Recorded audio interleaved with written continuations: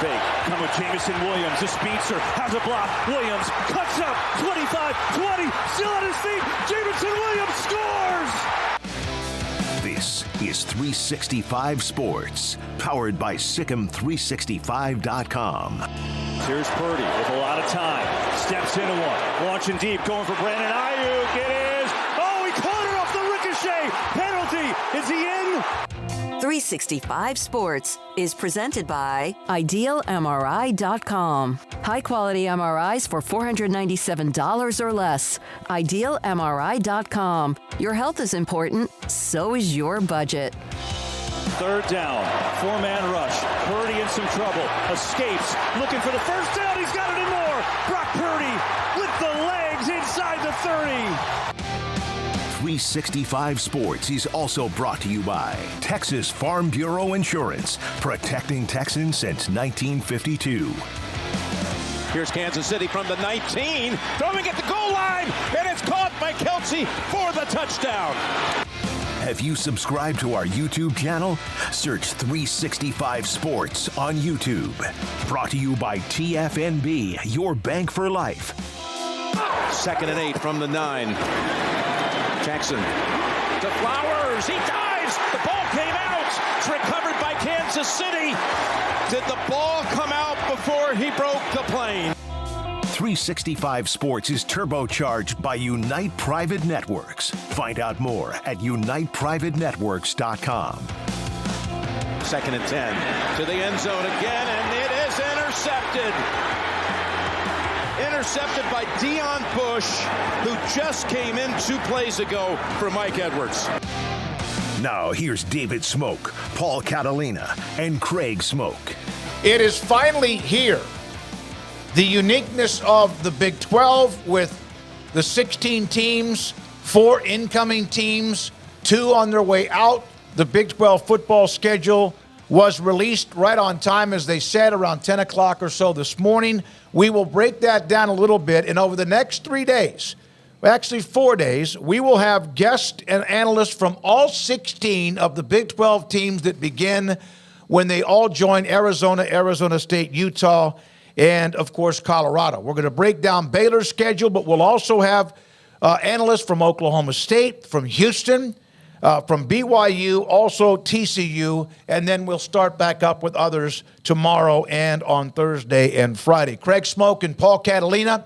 I'm David Smoak. Thank you, as always, for your time today. And whenever you give us your time, we're appreciative of it here on 365 Sports. So we're going to put up a screen that's going to look like Chinese because it's everywhere, but it just goes to show you, there we are. It's hard to read, I get it, but just to show you, how about lapping this baby up from Arizona all the way down to West Virginia, country roads, and everything else in between.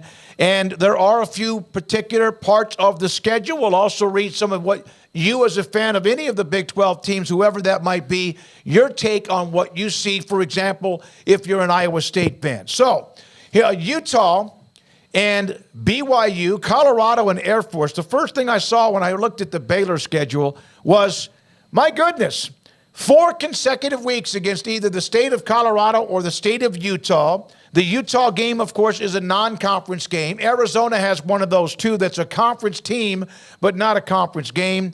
But that's what I saw with Baylor. They will have 4 consecutive games, 2 home, 2 away, with Air Force and BYU, Utah, and also playing at Deion Sanders and Colorado in Boulder. Yeah, it's look, I don't think anybody – it's a pretty balanced schedule. I mean, the top 5 is going to go into the – later on today is going to go into the hardest games, I think, that are on it, but or the hardest schedules for individual teams. But it's pretty balanced, and plus we don't really – we don't really have concrete evidence of what the Big 12 is going to be in its new form, because this is all new. So, according to Utah fans, they're going to run through it like Swiss cheese, based on what I've seen so far. All right, and look, maybe they will. I mean, we'll see. But like, everything's going to be different, and it's all going to be, to be seen. But yeah, it's really, really interesting when you look at Jack actually did this a ton of work on this about miles traveled. Here's a little fun. I was glad he did, because I was going to ask if anyone had put that up yet. Jack McKenzie did. Yeah. So miles traveled, UCF has to travel the furthest, but they also, down the stretch of the season, their opponents that come to visit them have to travel like really far all down the stretch. So that's kind of an advantage for the Knights. Yeah. You know, like or it might be, we don't know. Like it's not like they're on a train or anything. They're flying on a very comfortable chartered flight. And they might have to get there a day earlier. So I don't know, other than throwing you off your routine a little bit, if it's going to make that much of a difference. But we'll see. There's all those little factors that you have to involve in it. Yeah, I mean, UCF traveled the most last year, so they have 7 home games, and so that's going to help alleviate some of that. And then, as you mentioned, some of the farther trips actually heading their way, so that's nice. I mean, UCF put on some miles getting out of Orlando last year, and they'll have a bit of a break in that this year and a little bit more of an advantage, maybe, possibly, as a result of that. We'll see. But, yeah, there's a lot of things to pick apart here. And a lot of things that we just really don't know. You know, it's amazing. I guess the first thing is no Oklahoma, Texas, and what that makes the schedule look like. And I got to say, it makes it look a little less daunting if you don't have either one of those or neither one of those on the schedule. And now everybody has neither one of those. Like last year, if you were Baylor, you played Texas, but you didn't play Oklahoma. And some people did the opposite, and some people played them both. But to not have them involved in the mix at all, I think that's why you see a lot of people, other than Utah fan, who says they're going to run through it, that are like, yeah, I don't really know what to expect, because like you just sort of, I don't know, you kind of looked at those games and you had a feeling you could beat or were at the level of one or two of those teams. You kind of knew like, well, we can take care of everybody else, but there's not that like barometer anymore, if that makes sense. Which I think it makes it even more intriguing. Yeah, it does. It just makes it a lot more up in the air and intriguing, and just who knows how that will all turn out in the end. But I guess the way that I looked at Baylor's schedule, since we can't just, unveil all 16 and go through them like that, was it's basically 3 chapters. It's the first leg, it's the second leg, and it's the third leg. You have 2 bye weeks. Everybody in the country has 2 bye weeks this year. And so in the conference, not country. Everybody in the country has in 2 the bye entire weeks. did not even know that. Yeah, okay, all right, because good. of the I way learned something today. Labor Day falls. Okay. That's right. Yeah. That's right. Okay. So everybody in the country has 2 bye weeks, and so you look at their schedule here, and that first 5, fellas, that's leg 1. So this is kind of how I look at this schedule. That's Tarleton. It's at Utah. Air Force, who just bullied you in a bowl game 2 years ago. There were circumstances there, but they did. At Colorado, and then BYU at home. They could be 4-1 and you're feeling freaking fantastic, or 5-0, you're feeling great. They could be 3-2 and you'd still feel pretty good. They could be under 500 very easily with that first leg of that schedule. I mean, Utah's definitely not a game you're probably predicting them to win at this point.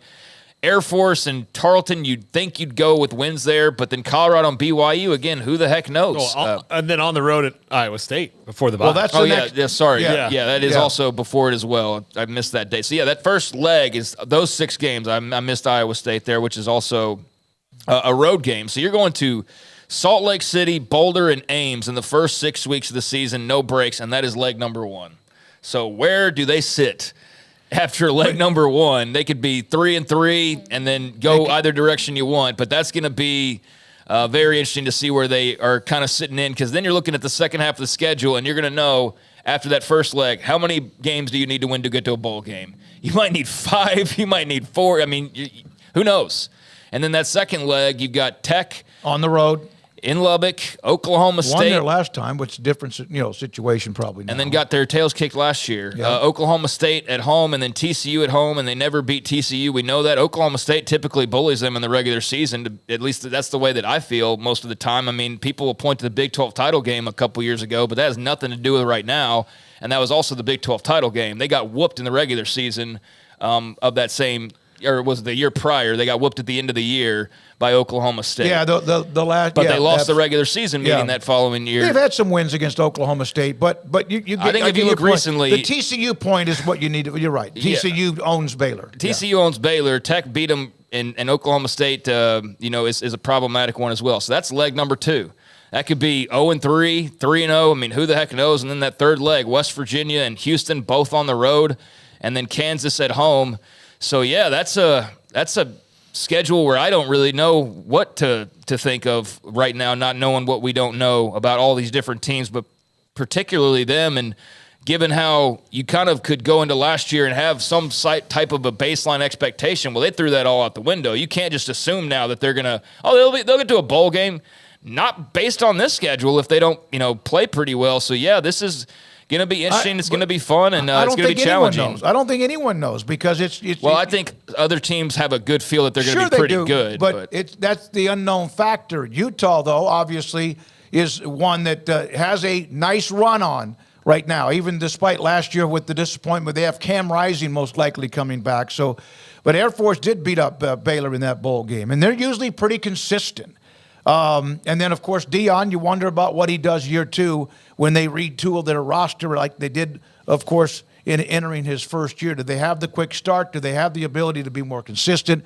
That remains to be seen. So there's Baylor's schedule. And Mack Rhoades will join us today at 4:20 on that, on Brittany Griner's jersey being retired, on a lot of things, and he'll join us at 4:20 today. So Kansas. Here is Kansas. This is interesting. This is Max Olson from earlier today. They'll play 4 of their Big 12 home games: Colorado, Houston, Iowa State, TCU at Arrowhead Stadium where the Chiefs play, and 2 of their non-conference home games in Lindenwood, against Lindenwood and also UNLV. And that's going to be at Children's Mercy Park, the Sporting Kansas City Stadium. So all of their home games are going to be outside of course, what they've had because they're renovating the stadium, which is great news for KU, at least after this year. But right now, they're going to be kind of nomads in a way where they're going to be playing. Mike Bean said he was just by the stadium, and I'll be there. I'll take a picture of it for you guys on Saturday when I'm there. And Lawrence said it's pretty much like not there right now. So they're redoing the whole thing. Lance Leipold is helped shoot life into that. And part of the thing was, this isn't even like a Lance Leipold thing. Like, now they have the juice to do it because Lance Leipold has helped them win. But, like, I think David Beatty was talking about it when he was the coach. He's like, hey, you guys throw a coat of paint on this sucker here. It's getting hard to recruit to this. And then they're like, we got to win first. He's like, well, it's difficult to win when people come here and then they go to another place with said fresh coat of paint and other things, and we haven't done that. So finally they got it done, and it's going to be interesting to see what that stadium's going to look like in Lawrence. And yeah, it'll be fun. Like Arrowhead, playing at Sporting KC too, so should be some cool games for the fans. All right, so there we are with that and the Big 12 schedule. Was there anything else that, because you're right, Craig, about when you mentioned the logos of Texas and OU, because I'm sure if you got to play both of them, you're excited about that. And then again, even with some of them, and especially Texas having the 10 years of up and down, you still knew that would be a very difficult game. Mike Bean, Kansas is at Baylor. Last game is goofy. The game has to be Kansas at Kansas State.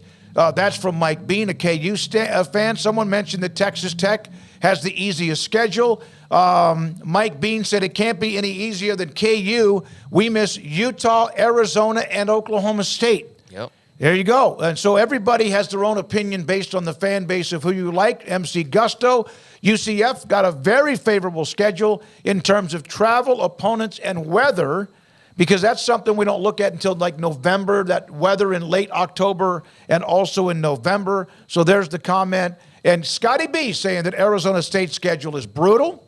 Old Texas Tech man, 9th of November versus Colorado, November 23rd at Oklahoma State, November 30th at West Virginia. He listed all of the games of Texas Tech. You can do that if you want, but the bottom line is we would like your reaction as a fan of a certain school of what you actually see. Kim Coulter thinks Arizona State. My boys will be looking places to hide if Arizona State, I think, might go 1-12. I can't imagine that. But there we are with that Big 12 schedule. So I'm just glad it's out. Thank God it is out. Well, all right.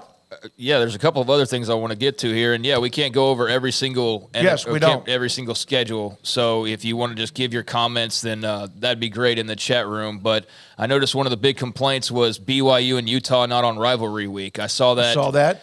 All over Twitter. I mean, and I just don't know what to tell folks. I know it's a new Big 12 and there's new fans, and so you don't quite get how it works. But, guys, the Big 12's never had a big rivalry week to end the year. I mean, it's never been like Bedlam was at the end of the year, but that wasn't even the case a year ago. And so it's just not really been a traditional thing where all the big rivalries are at the end of the year and in the final week or rivalry week, so to speak.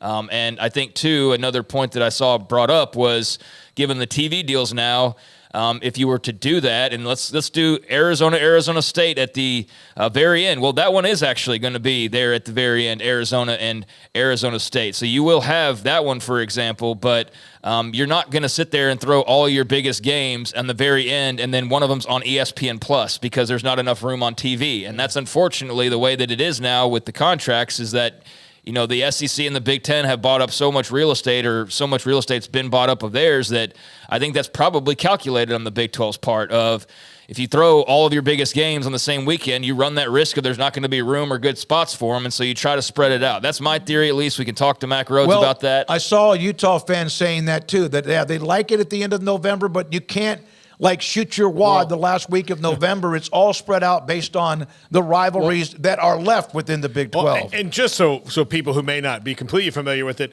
rivalry week for the Big 12 was essentially gutted when A&M, Mizzou, Nebraska, and Colorado left, because Nebraska and Colorado at the time were usually playing Friday afternoon. That Friday after Thanksgiving. A&M and Texas would either play on Thanksgiving Day or the day after Thanksgiving. So then it left it with just essentially Missouri and Kansas. I don't know when they would play the border war game, but usually that was maybe sometime around there. So you took those teams out of it and had to rotate it. The only one that still existed that carried that kind of weight for rivalry week was Bedlam. And so for 13 years now, they haven't had rivalry week, so it's over. You had Texas and OU, of course, the second week or so, usually in October with the state fair. But as far as everybody peaking towards one game at the end, that's not going to be the case, and it might revert back to that at some point once they kind of get a feel for everything. You do, though, have Arizona State. You'll have Kansas State, Iowa State, so some Farmageddon. So it's not entirely not like that, but I get the point of you want that to be like the big main event type game, especially for those two programs getting to play each other and play within a conference. And so that is going to be a big deal,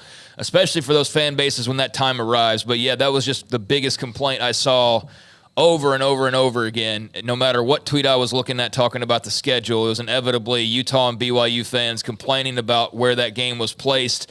And so that's just a little bit of the explanation there. But that's going to be second week of November in Salt Lake City, and I think that'll be cold and nasty and plenty of fun still, no matter where it's actually played, or when it's actually played. But that was one of the complaints I saw. So there will be an element that final week of a couple of rivalry games, but it's just not going to be the full-blown show like you may see in some other conferences where it's got that sort of feel to it. All right, couple of other things. We do need to hit everybody on time. Robert Allen at 3:25, Joseph Duarte, who could also discuss Houston winning in Austin at overtime last night, and then also today, Greg Wrubell in the first hour on BYU. Here, DJ Durkin, who's had a little bit of an interesting career. He now is the Auburn defensive coordinator. It's his fourth different time as a defensive coordinator in the SEC. He's been at A&M. He now is with Hugh Freeze at Auburn. Also in college football today, there was a story involving FSU accuses the ACC of self-dealing. Apparently, they're claiming that now former ACC commissioner and his son's employer. Breaking it down, more details. Matt Baker, we've discussed this before with Wofford and Swafford and what his son is a part of ESPN. No, his son was a part of Raycom. Raycom, okay. So, that owns the ACC network at one point. Yeah, so they the second and third tier rights were negotiated pretty much exclusively with Raycom and no one else. And at the time, here's where FSU is going to run into an interesting wall, in that at the time, no one really seemed to have a problem with it, or if they did, they didn't say anything. And now they are, but the thing about FSU, administratively, they're completely different. So they can look back on this and be like, well, this group would never have agreed to this, but we'll see. It's getting catty, between the two of them. And things like this is why we will never see a trial in this case. It will be settled, and it will be kind of boring at the end, and it's just going to be the ACC and Florida State going, how big is the check? Because I don't think either one of these sides want the correspondence or the details of this to come out, because it's not going to make either of them look great. And I'd be all for that, to skip to that part, rather than just the mudslinging back and forth of you're wrong, no, you're wrong, well, you did this, no, you did this. And so I'm sure we'll start to hear more and more about the end and how near that could be coming, hopefully here in the near future. But right now, it's a lot of mudslinging. And so today was Florida State's turn, and we know what the deal is here. I mean, they want out, and they want out for as cheap as possible, and they're willing to look into every way imaginable to try and get out. And there is a potential domino effect if they do get out. If they get out scot-free, basically, and the grant of rights is ruled, null and void, then everybody in the ACC is suddenly able to go look elsewhere if they so choose. But we know that not everyone would have an opportunity to go anywhere else. So, this is a big story with big ramifications and a big ending, but the timing of that ending is what remains a mystery right now. So in the meantime, we sling mud, and we go back and forth. And you're going to say this, we're going to come back with this, right? And so we know where both parties sit, and they're in a fight, and they've let it be known on the ACC side of things that they're going to fight. And we know Florida State's been preparing for this for a while now. So, I don't know who strikes first in terms of trying to agree to an ending here or how that is going to work. But I would imagine that everybody would like to have as quick a resolution as possible rather than this be a thing that you drag out for the next year or two, and then everybody's sitting here with just bigger legal bills and not happy with where they are. So, that's going to be interesting to see the next step taken there. When we come back, we go rapid fire and discuss the reaction from those who cover specific schools. Oklahoma State, TCU at 4. BYU at about 350. Joseph Duarte on Houston around 340. And then we do more tomorrow and also on Thursday and get their feedback on what has been the reaction, especially off the top with the schedule being released earlier today. And this is 365 Sports. Stonewood Dental, Robinson, Texas. It is a great place to help you if you need to catch up because you have not been taking care of your dental work, or if you have been, well, there's a great place to continue to get every 6 months your teeth cleaned and make sure that there's nothing that shouldn't be or should be there. For example, a cavity or a cracked tooth or something. Dr. Steve Childress is fantastic. He has helped me in so many ways understand a game plan of, instead of trying to do everything at once with my dental work, here's what we're going to do now. This is why, because then we can do this, and we'll watch for this, and then eventually get to that down the road. And I've been through a lot of different procedures and a lot of different work, and it feels great. Feeling without that, I'm like, oh my God, it was always something right about the time I felt good, there's a sharp pain. I have gotten so much fixed and also being so much smarter with my dental work. That's what Dr. Steve Childress can do. A great staff from teeth cleaning to something more serious, oral surgery. Dr. Steve Childress, Stonewood Dental in Robinson, Texas. Drive into the new year with confidence and excitement during the Start Something New sales event at Allen Samuels in Waco. Get incredible deals on our entire selection of new Ram trucks, Jeeps, SUVs, Chrysler sedans, or a sporty Dodge. Get more for less guaranteed. More value, more selection, more service, more trade-in allowance, and even more competitive financing. Hurry in and start 2024 with a bang. Shop the greatest selection of inventory in Central Texas at Allen Samuels in Waco. In-store or online at allensamuelsdcj.com and make it unforgettable. Pioneer Steel & Pipe opened their doors in 1943, and they have never wavered with their focus on great product and customer service, relationships with a handshake, making sure you, the customer, is satisfied. Their new facility is now twice the size, allowing new inventory, higher quantities, and in a much more organized fashion. In addition to the long lengths in tubing, angles, channels, rods, and flat, Pioneer Steel & Pipe now offers several shorter, more convenient lengths of material already cut. Their 2,500 square foot showroom has over 1,000 new products in stock, new welding supplies, hardware, quickcrete, and do-it-yourself components for any project, whether you are a professional contractor or weekend warrior. The new facility is designed to make your loading experience faster and more efficient with easy drive lanes around the building and much more room to get your trailer loaded. Our location may have changed, but our values haven't, and our relationship with customers goes much farther than just business. Pioneer Steel & Pipe on Loop 340 and Highway 6 and just east of I-35 in Waco. Automatic Chef Canteen is a full-service micro-market vending and office coffee provider with state-of-the-art vending equipment, a wide variety of products, and offering custom-fitted micro-market vending office coffee solutions for your employee break room. You want a full break room solution and a workplace oasis? Well, Automatic Chef Canteen, locally owned and operated for over 50 years in Central Texas, also includes in-house mechanics on call 24/7 for fast, reliable service and maintenance. Automatic Chef Canteen, 6900 Imperial Drive in Waco, or online at automaticchefcanteen.com.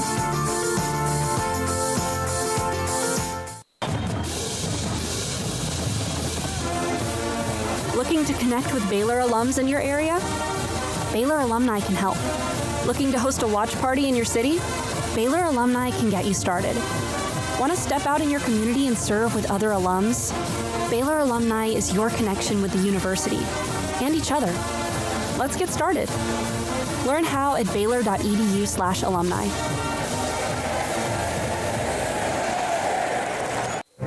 Stepping into the boots of a U.S. Army officer can add confidence and leadership skills to your son or daughter's career path. See all the things they can achieve in our boots at GoArmy.com. U.S. Army Waco Recruiting Company, 254-598-8131 or 254-776-1543.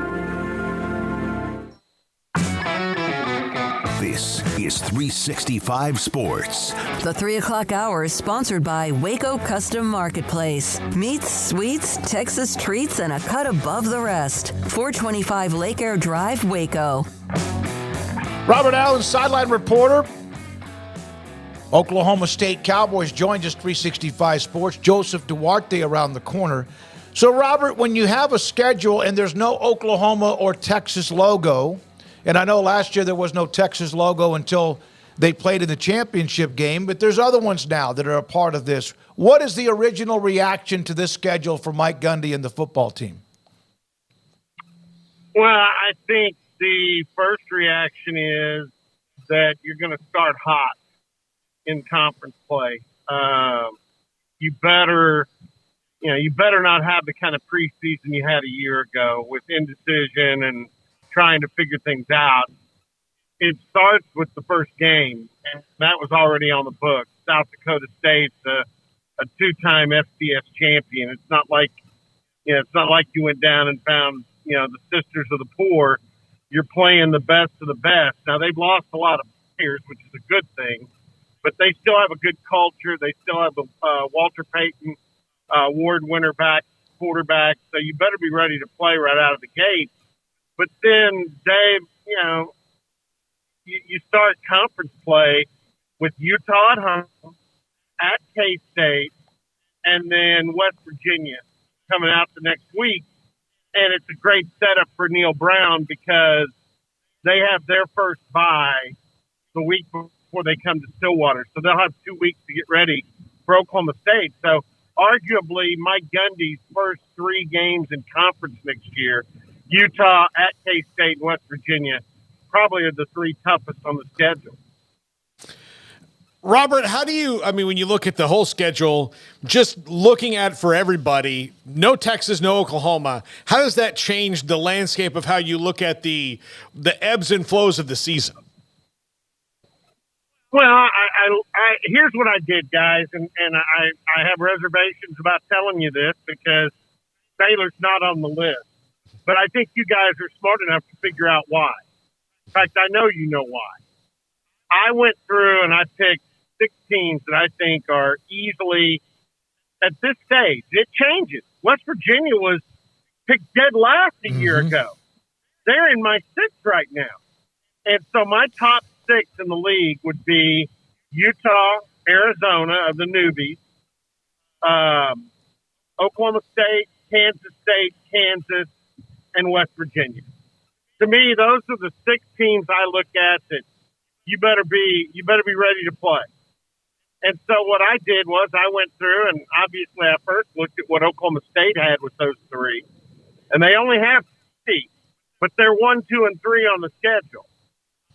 And then I went through everybody else. The other thing I always look at too, because so many of these coaches, and maybe it's because Mike Gundy's so good at it, they're so good out of off weeks. I mean, Oklahoma State turned their season around last week with the bye week. They're 2-2 coming home from Ames. They have the bye week. It's one of the best bye weeks I've ever seen. And they go beat K-State on a Friday night when no one thought they would. And then, boom, they launch. So I look at bye week. Oklahoma State's got two opponents that have bye week coming into Stillwater. One of them is West Virginia, like I mentioned. The other one is Arizona State, and we saw them non-conference last year. I think Coach Dillingham's doing a good job. They should be better this year, and with 2 weeks to prepare for the trip to Stillwater, that gives them a little bit of an edge in the setup. So those are the things I look at, and just with my six, I think Colorado, BYU, and who was it? Colorado, BYU, and Arizona State have the three most difficult schedules. The easiest schedule by far is Cincinnati. That's just the way I grade it now. Now, by the time you play the game next year, Baylor, they may use the portal. They may have the turnaround that an Oklahoma State or a West Virginia had. And now they become one of the six during the middle of the year. But going into it, you got to rank it off what you see at this stage.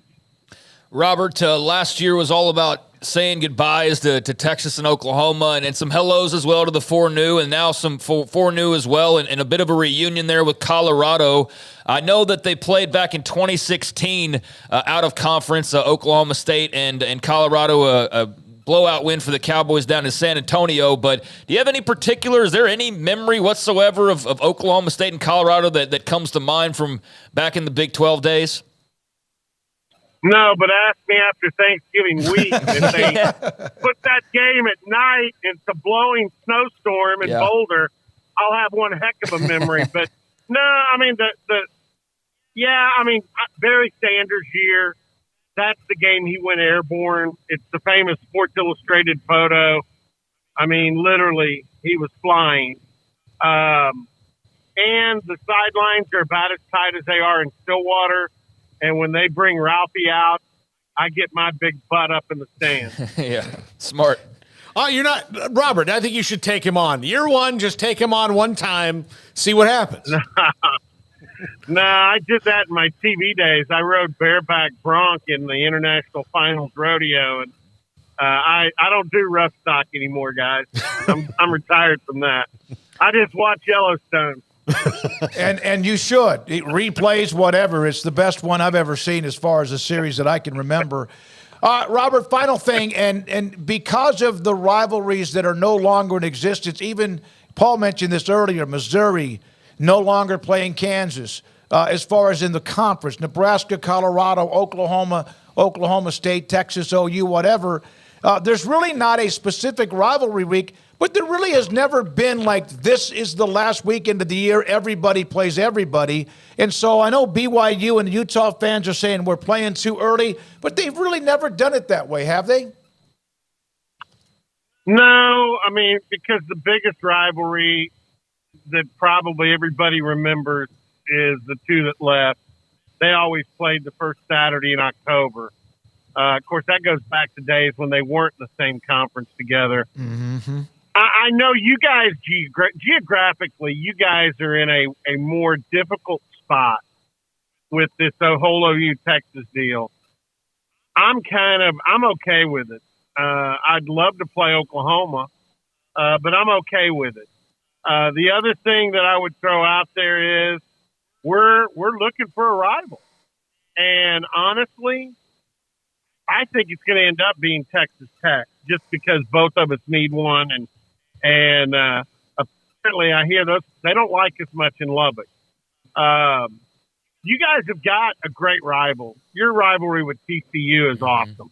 I love it. Yep. I love watching that game. So you've still got your arch rival.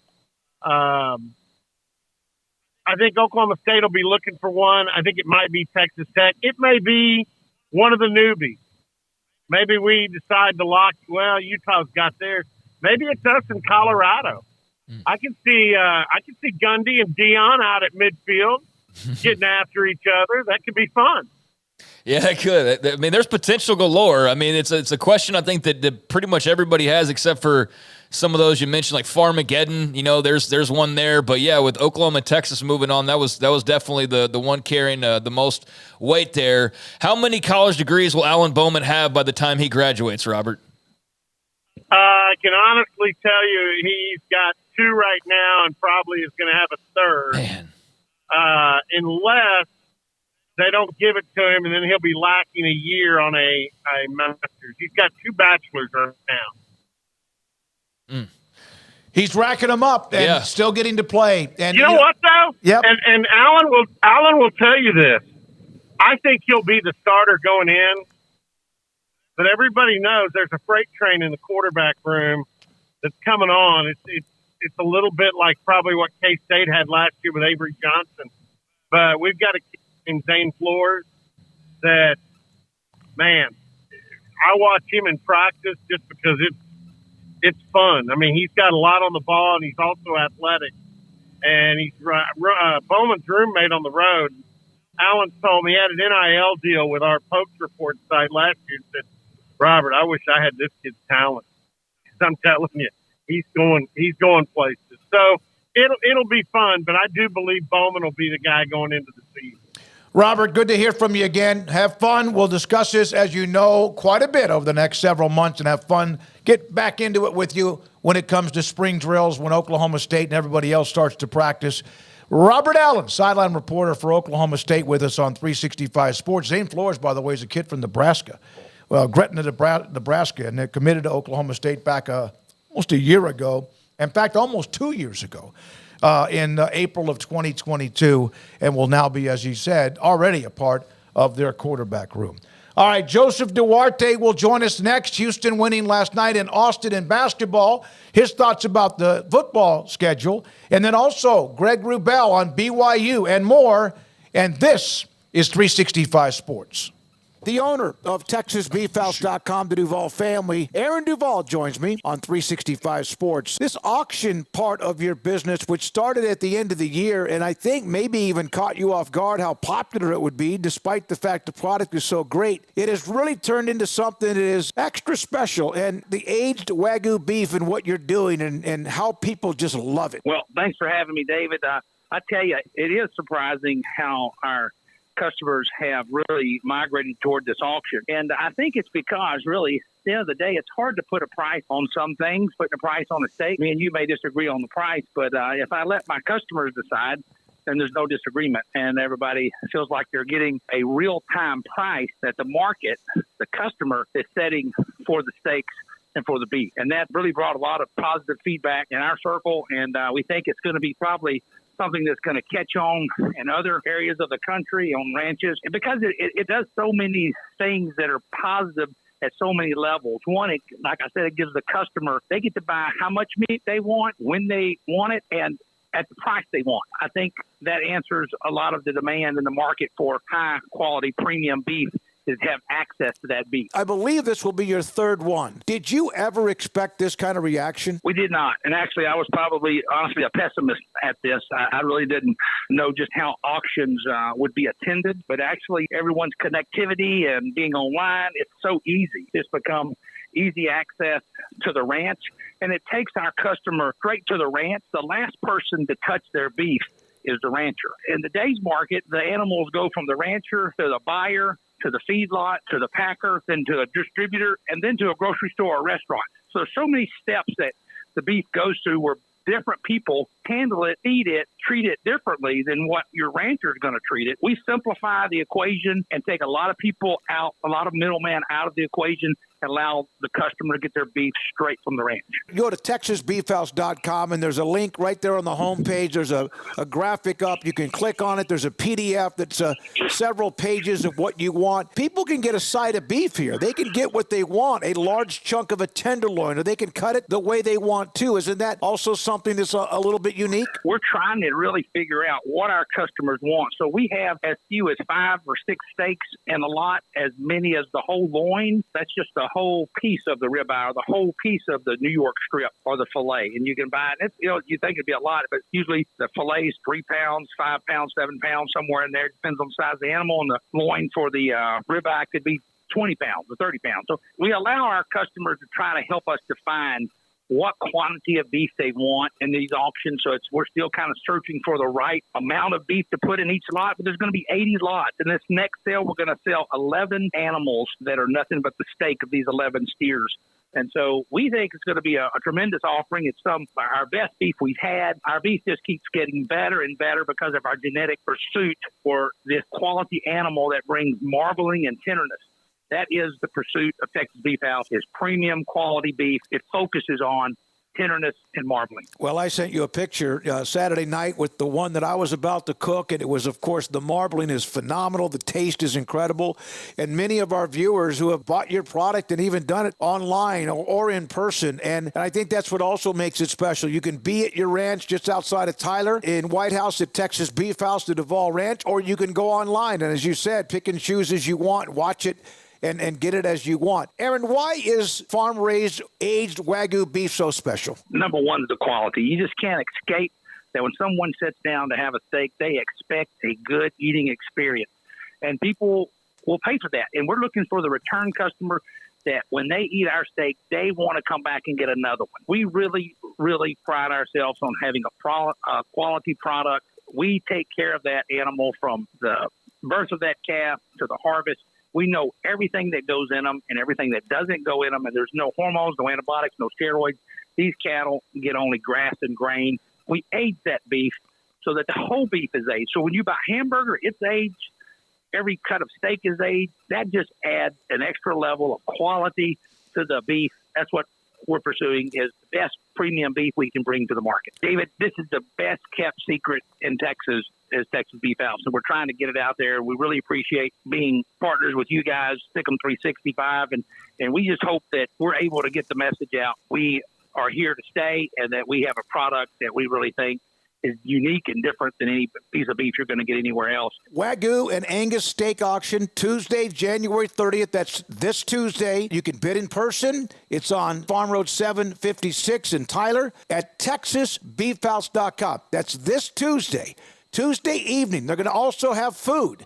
And then you can get involved and get what you want at TexasBeefHouse.com. This is 365 Sports. The Sickum 365 app is brought to you by Allen Samuels Dodge Chrysler Jeep Ram Fiat. Come by, let's be friends. Joseph Duarte, Houston Chronicle's been a busy man last night in Austin. Texas and Houston go overtime, and Houston comes out with a win, and they are fun to watch, man, unless you're playing them.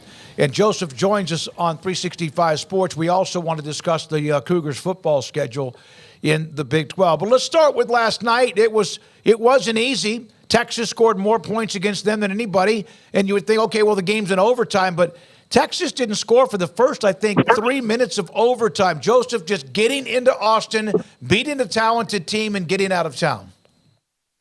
Yeah, that's sort of in the Big 12. That's the mission, isn't it?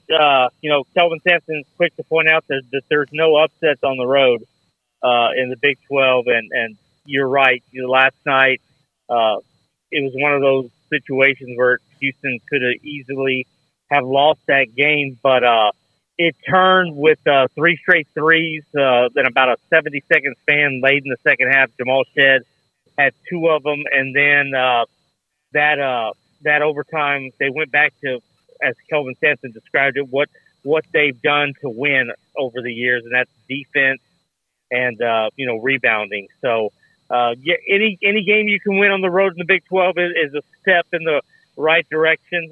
There's going to be losses, some more along the way, but it was a big one for them to get out of Austin for many reasons. The history between the schools and stuff. So they'll take that win any day.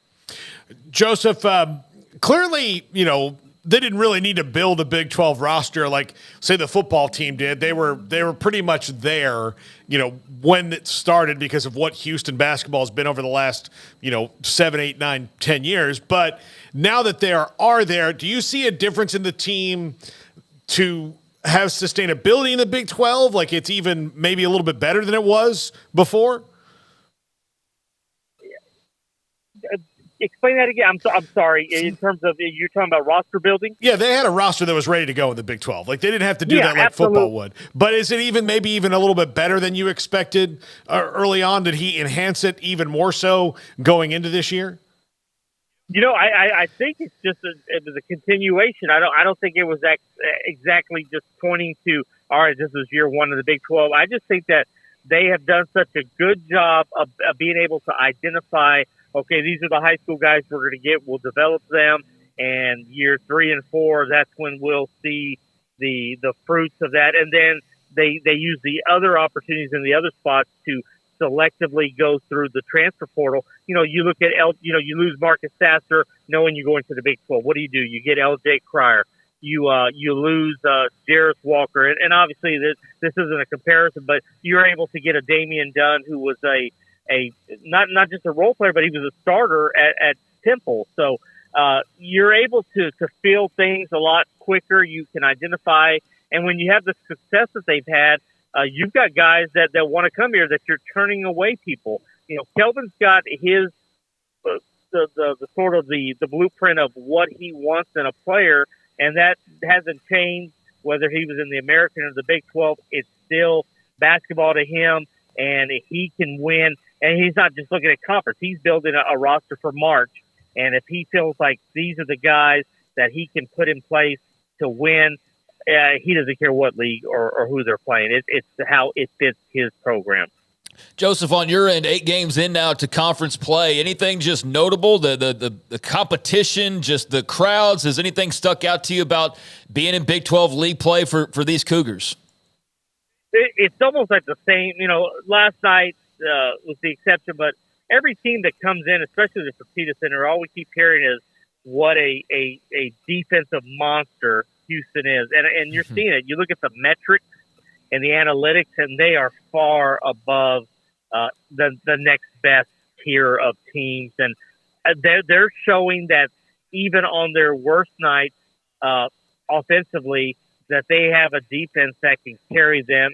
And I think that's going to carry them well into March. We're looking at a team that could very well win a national title, and they could do it on the defensive end. Now, another thing is I've been pleasantly surprised at how Fertitta Center has turned into that loud home court advantage.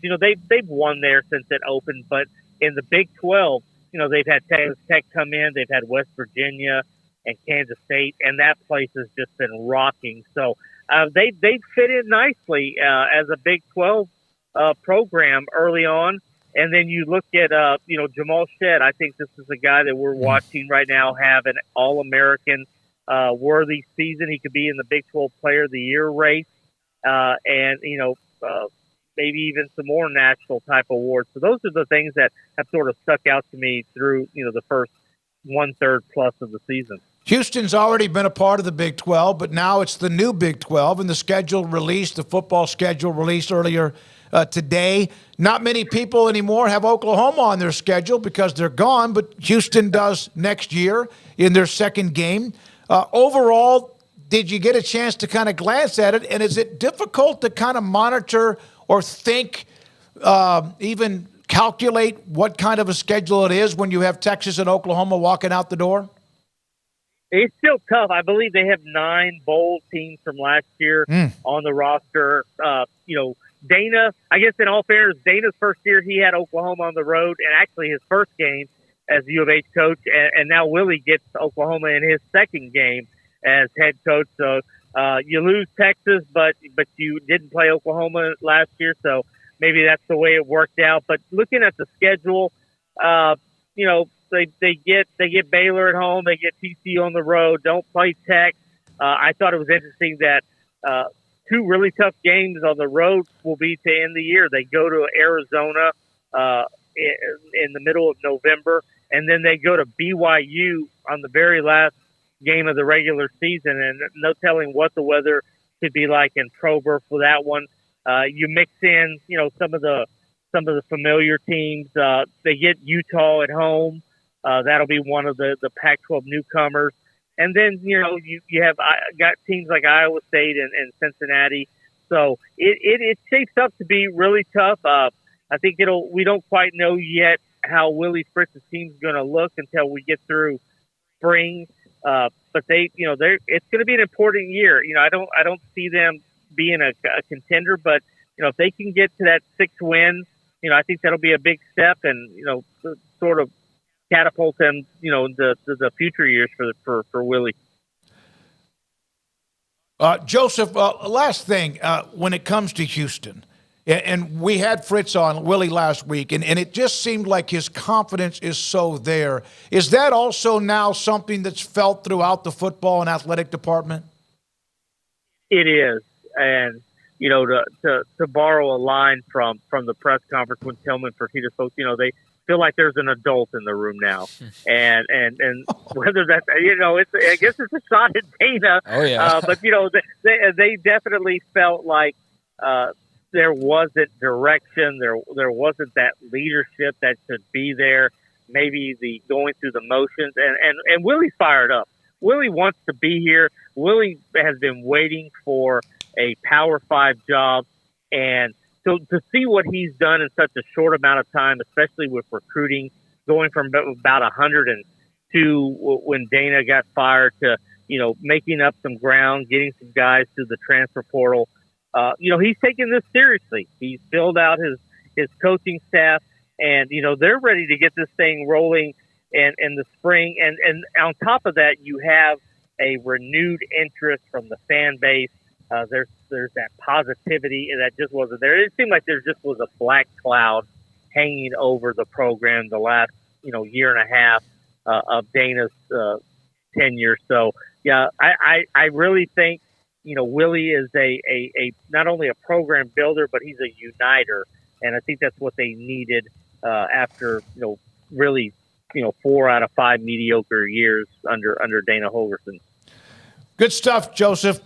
Great win for Houston, because any game in the Big 12 is a great win, but a road game against Texas, winning that game. Joseph Duarte, the Houston Chronicle, with us on 365 Sports. And, yeah, they have that second week. They play UNLV, and then they go on the road against Oklahoma. And that's kind of a non-conference game that's been there in the past. And I hope that I hope that some of the schools in the Big 12, not everybody, not all of you will agree with this, but you try to at least kind of keep some of those games, at least in non-conference games. Whether that remains the case or not, I don't know.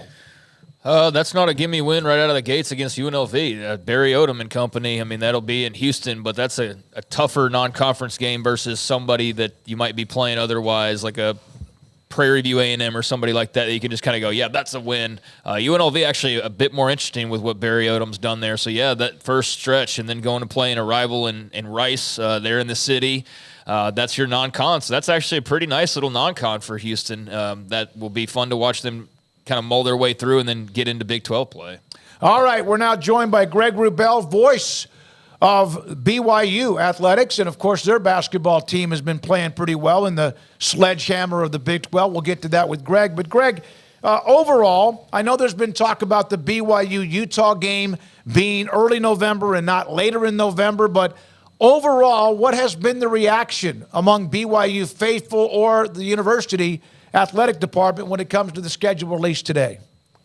Yeah, I think most of the obvious focus went to the BYU-Utah game and where it was placed. Not a big deal for me. It's been almost 15 years since that was the last game of the year for these teams and on a regular basis. And so, and since, in the interim, they've been hit and miss in terms of the schedule. They've been off each other's schedule multiple times in the last decade plus. So I'm okay with it where it is. And actually, regardless of the outcome in that game, winning team or losing team, there's a chance to still do some things after that. So it's nice in a way to maybe not have all the eggs in that basket, have everything build up to that. In this way, there's still some things to do after that game. In BYU's situation, they've got KU at home, at ASU, and then Houston at home. So whatever happens against Utah, there's still some ability to make movement late in the year after the rivalry game, which may be kind of a refreshing thing as well. You play the FCS game to open, which is pretty traditional, but then it's back-to-back away games And in a season where BYU could have had 7 home games because they have the 5 home Big 12 games, they're playing 2 away. They opted to keep a game in Laramie on the schedule. When they went to the Big 12, they reconfigured a lot of future dates, took a lot of teams off the schedule. They kept Wyoming on the road on that schedule. So they're going to go at SMU, at Wyoming in back-to-back weeks in early September. So not everyone gives themselves 2 away games in their 3-game non-conference portion of the schedule. But BYU did that with a power conference team, albeit a new ACC team in SMU, and then a group of 5 traditional rival in Wyoming. Greg, I know the fans are upset about not having that game, at least some of them are, not having the rivalry game in Rivalry Week at the end of the year, that it's in the middle of the year.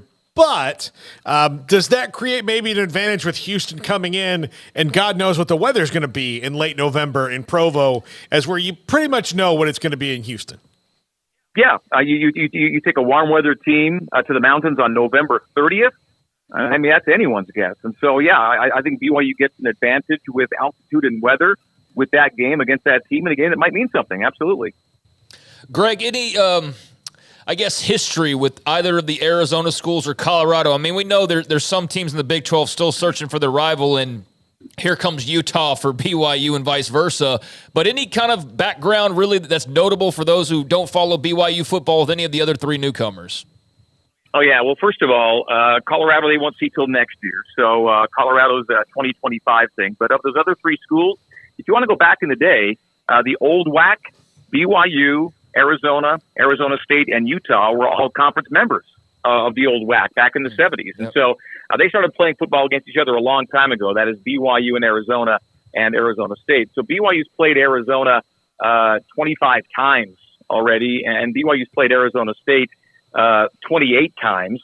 And then you go to Utah, and well, that's that's 95 games. So these Big 12 newcomers are pretty familiar to the Big 12 newcomers are familiar to BYU, with the exception of Colorado. Fewer games against BYU, despite the fact they're mountain border brethren. They don't play Colorado a lot, and they won't see until 25. You know, what about the travel with BYU, Utah, Arizona State, obviously out to the west, and then UCF has got a very long schedule on some of the road games, but they have a lot of teams that are coming a long way to go play them as well. Is there anything there that you see as a quirk when it comes to that? Now, BYU goes by home game to Orlando, then a bye. So even the one East Coast trip comes at a time that's pretty soft for BYU relative to not making back-to-back road games, certainly not making back-to-back long trips. And so the one long trip happens in a pretty good spot in the schedule. I do like the fact BYU doesn't leave the state of Utah but for once after October 26th. So from late October to the end of November, BYU leaves the state once, and it's only to go down to Tempe. So I think they got a pretty good travel schedule this year.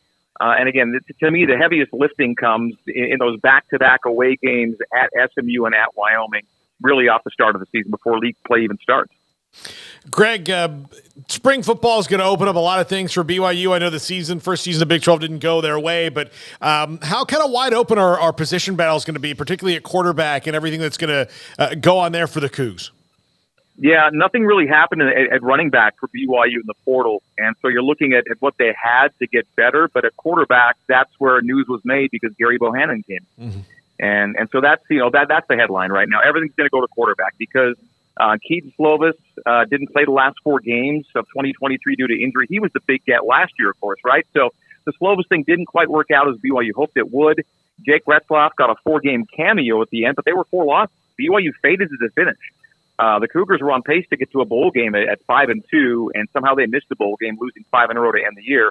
The last 4 under Jake Retzloff. So Retzloff's cameo, while it had some high points, didn't result in a single win. So they went out and got a quarterback to compete with Jake Retzloff, and Gary Bohannon will be that primary competitor. So yes, there will be battles other places, but everything's going to look to quarterback because there's a real question as to who the guy is when the Cougars open the season against Southern Illinois on August 31st. Besides the obvious, but after 2 losses, Tech and then University of Houston to win that game on Saturday against Texas, how critical was that to get that win with 2 road games coming up against West Virginia and Oklahoma? Massive win on Saturday. And that was a game BYU trailed by 7 early, too. Texas came out banging threes. BYU wasn't taking or making a lot of threes, which is unusual for them. So it's a huge win. The Texas Tech loss was the killer because they led by 16 at halftime in Lubbock. And then to lose that game, having had such a commanding lead, and then follow that up by getting Houston to a 68-68 tie with 2 minutes to go, BYU came back from double digits twice in the second half against Houston, got it to a tie ball game, and then could not score in the final 2 minutes, had a wide open three for the lead with a guy that you want shooting it. So those were two tough losses in two very different ways. One where you lose a lead, and another where you're taking on a top 5 team and have them in a tie ball game in a rabid atmosphere and don't finish it off. So off 2 tough losses to beat Texas the way they did meant everything. You get back you're back in the mix.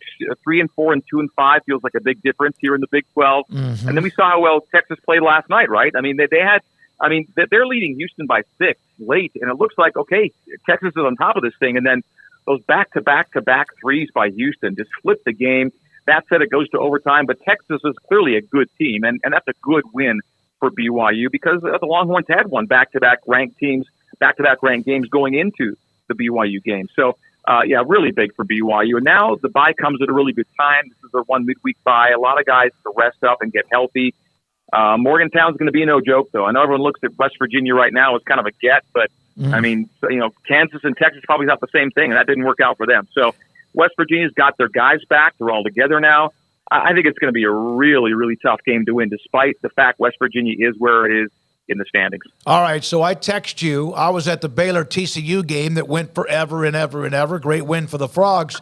About the T-shirts and the students. Just to clarify what happened, because a lot of people saw that there was the post by Mitch Harper, and the next thing you know, those T-shirts are gone, and everybody immediately likes to point the finger at Texas, and there's some of that that's deservedly so. But you made the comment that, no, this was something BYU asked him to do. Did you even know that was a thing before you got my text?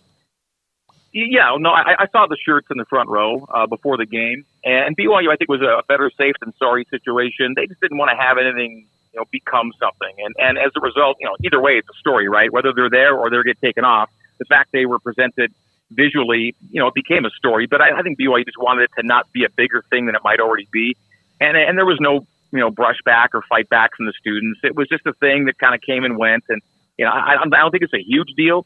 It's just in the timing of everything. I think BYU wanted to make sure it didn't become something more than it was initially. And it was something BYU wanted to kind of head off at the pass and just not have it be a deal. And I'm sure Texas wouldn't have raised a big ruckus about it either.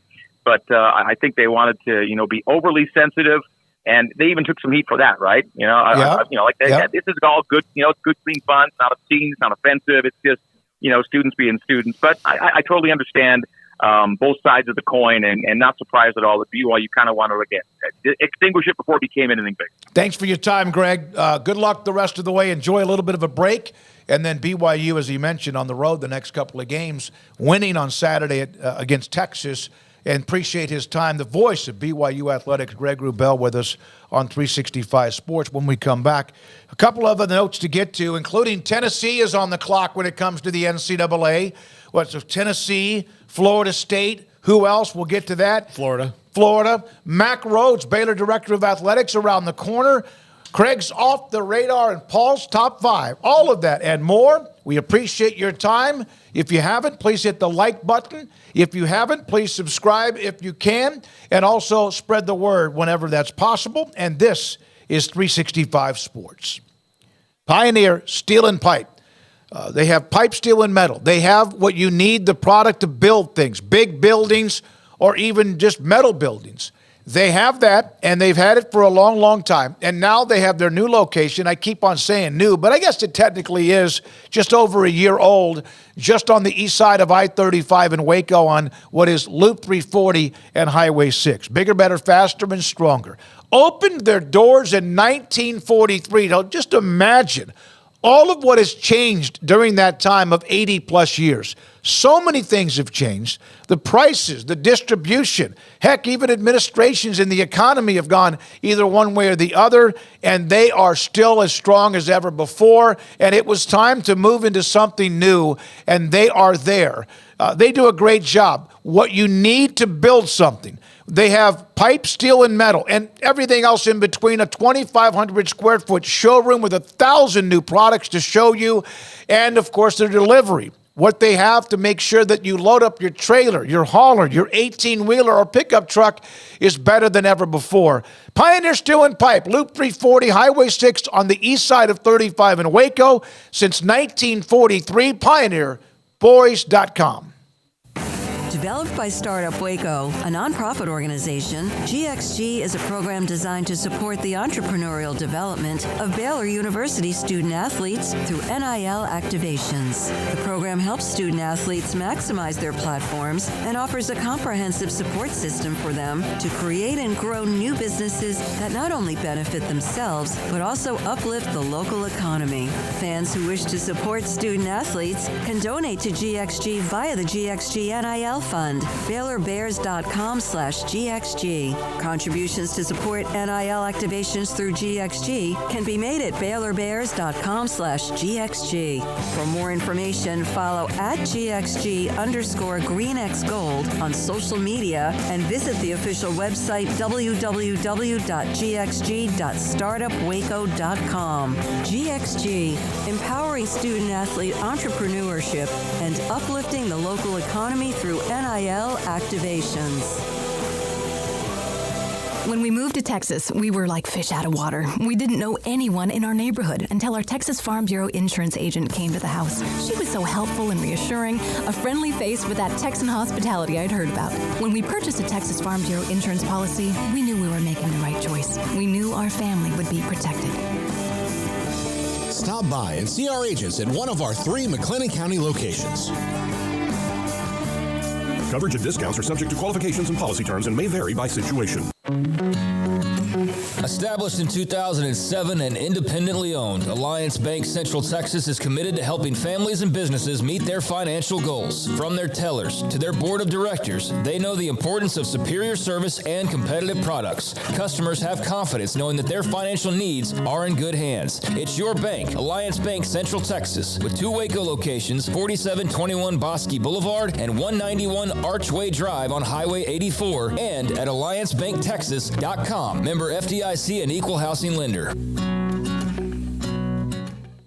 Waco Custom Marketplace is your hometown grocery store with a full-service butcher shop and bakery. Hi, this is David Smoak. The butcher shop can take your customized orders for seafood, pork, and poultry and custom cut your favorite steaks from bacon-wrapped fillets, sirloin steaks, bone-in ribeyes, boneless ribeyes, and even prime rib. Cut specifically the way you want, the thickness that you want. They're all delicious. They have Norwegian salmon, mahi-mahi, catfish fillets, sliced ham or turkey, variety of cheese, and several options of sausage links, and even regular jalapeno or cheese snack sticks, fresh chicken breast or whole chickens, sliced bacon, pork chops, and ground beef, marinated beef or chicken fajitas, and always large briskets and tri-tip available, plus fresh vegetables. So the great product, customer service, and tradition continues at Waco Custom Marketplace, a full-service butcher shop and bakery, open Monday through Saturday. The Bauer family, Waco Custom Marketplace, 425 Lake Air Drive in Waco, or WacoCustomMarketplace.com.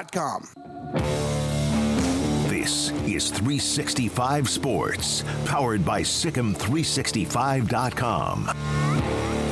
The 4 o'clock hour is sponsored by Boozer's Jewelers, the wedding ring store, specializing in custom jewelry and repair, all in-house.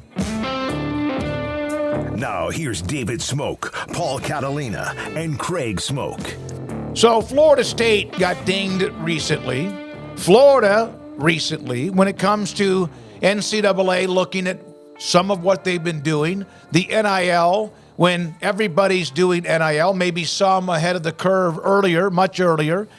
There's no way that anyone can convince me that there's not tampering like this, like a wildfire everywhere. But Tennessee now is next. They're now involved in an NIL and NCAA investigation. Of course, they've been on the clock recently anyway. So, and of course, they fought back. Their chancellor, Bruce Feldman, with that specific story. But they're now under investigation, apparently about NIL. And, Paul, you have a theory on this with the NIL and what? Those are three boys. Now, those are some alphas. Okay. Tennessee, Florida, Florida State. So likely they're not smart enough to think this up. But my conspiracy theory on it would be they made this really chaotic and easily breakable NIL rule so that they could justify investigating things still. Because they can actually, look, they showed with Florida State, you can actually win this because if they make this rule easily breakable, because it is so easy to break, if they make it easy to break, they can get a win. And it justifies their existence. Now, I don't know if they really think that far ahead in advance, but the NIL rules are really chaotic and they don't make a lot of sense. And like I said, they're easy to break. For Florida State, like a lot of theirs, is around Alex Atkins, the offensive line coach and offensive coordinator, driving Amarius Mims, who didn't even go there and went back to Georgia, to a meeting with one of the collectives. And I mean, I know that that's kind of like, well, if it's illegal, it's I know. against the rule, but it's one of those things where you're like, I mean, is that like, if he's allowed to go meet with the collective anyway, and then all the coach did was drive him there, like how much of a rule is that? There used to be an NCAA rule the coach couldn't drive an athlete anywhere. Remember what happened at UMHB? By using a car to go get groceries? I mean, a beater too, like an absolute. When you saw a picture of the car, you're like, oh, well, it's not exactly the Trans Am for Eric Dickerson. Now, one element of this investigation is a little bit. It's clearly against the rules, and that is Nico Emaliava apparently took a private jet to the visit for his recruitment. That is against NCAA rules. Now, again, where they're going to run into a legal thing is if you're about to give this guy money for doing nothing anyway, isn't the private jet thing just kind of peanuts to it in the long run? Now, it is against the rules, but we'll see what happens. Plus, they had just been on the hook for breaking a lot of rules last time. Craig, I know you want to add, Perry Jones was placed under NCAA investigation because a relative flew him out to a bowl game in San Diego, I think it was. No, a preseason Cowboys game. And there were things, I mean, you didn't do anything, but we know that it was happening across the country. Yeah, I think it's, interesting to see them going after another school. I don't know. I don't even know exactly outside of the Emaliava airplane ride what all is being alleged here. There's not really details on what exactly went on that I've come across, at least. I know that was mentioned as part of it, but just that it has to do with their NIL collective. So when you have a bunch of sketchy gray area type of rules and this is constantly kind of a chaotic situation, it's not surprised that every once in a while somebody's going to get bit by it because they've got to try to make an example of their time spent and their investigations and all of that. I mean, otherwise, what are they doing? And I guess they're hosting championships or they're doing this and that, but they've got to show that they're at least trying to corral NIL to some of their ability. And so I guess this is what those attempts are because, I mean, if it's as simple as a plane trip, then slap them on the wrist, but that's nothing that's going to, shut down the program or cancel bowl season or anything along those lines. And I think really the most interesting part is not even so much what Tennessee did. I know people rally around and they've got a bunch of big rivals and therefore there's going to be a lot of, Tennessee cheated on social media.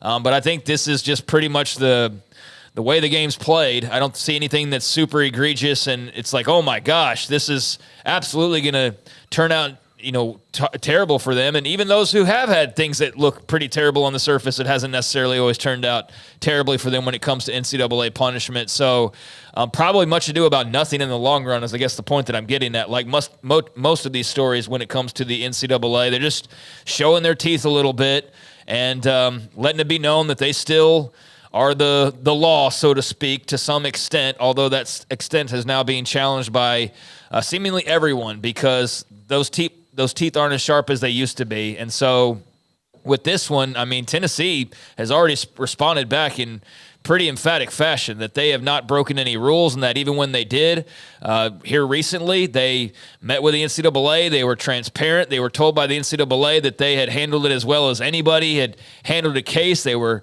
thanked for how transparent they were. And the point made by their chancellor is so then we turn around and have that happen and then turn around and go violate NCAA rules blatantly again. Like, that doesn't make sense. Why would we do that? You just commended us for how well we worked with you on the last case, we knew we did wrong. We admitted to wrongdoing. We talked with you about that and how to solve that. So then we turn right around and go start busting rules. It is college sports, so that is possible, but I thought that was a pretty stern response by UT Chancellor Donde Plowman to Charlie Baker, and so I'm very curious as to how the NCAA now responds in kind, but as Plowman did point out, I mean, there's a lot of the NCAA trying to put the magic back, or put the rabbit back in the hat, and that because of the rules being so foggy, and there's such, I guess, as they framed it, or they framed it in the letter, unclear guidance, that the NCAA needs to probably spend less time trying to pick on a Tennessee or a Florida State here and there, and get some rules that make sense and that everybody can follow clearly, because clearly there's still like somebody's speaking Spanish and everybody else is speaking English on occasion, and it's not jiving together, but then they want to have this unclear, murky water and then turn right around and then slap you for it, and you're like, there's not enough clarity, and I do agree with that from Tennessee's standpoint. A lot of gray areas. A lot of teams have smudged whatever lines there might be or whatever's been drawn up in the sand. They just run right through it, barrel through it, and so they're just picking and choosing who they want to go after. But those are three big boys, Tennessee, Florida, and Florida State. It's not like it's Troy, with all due respect. My alma mater will probably get fined for it because they do.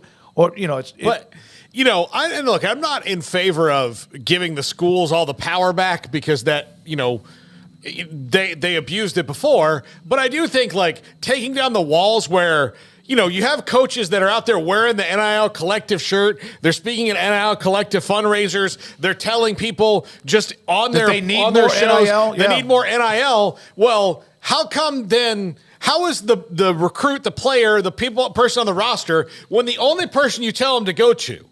Like, when you have something you need, you go to the football staff. Well, they need to get NIL money, so they have to go to the football staff, and the football staff has to be like, you can call this 800 number. Like, are you serious or whatever? Like, what are you doing? Just take down that wall and let it happen. Because what you're doing here is you're having another bagel and cream cheese thing where you can have bagels but no cream cheese, because apparently cream cheese is a delicacy that the likes of Tennessee can afford, but Bowling Green cannot. Yeah. Well, Tennessee's not backing down, so we will see them fight this, because they came out about as strong as you can with that statement from the chancellor, not just saying that the rules are unclear and the guidance is something that is on the NCAA's end, and that needs to be cleared up for all of the schools involved. But, I mean, the language used, factually untrue, is what they called the allegations. Procedurally flawed is what they called the allegations. Intellectually dishonest is what they called the NCAA rules when it comes to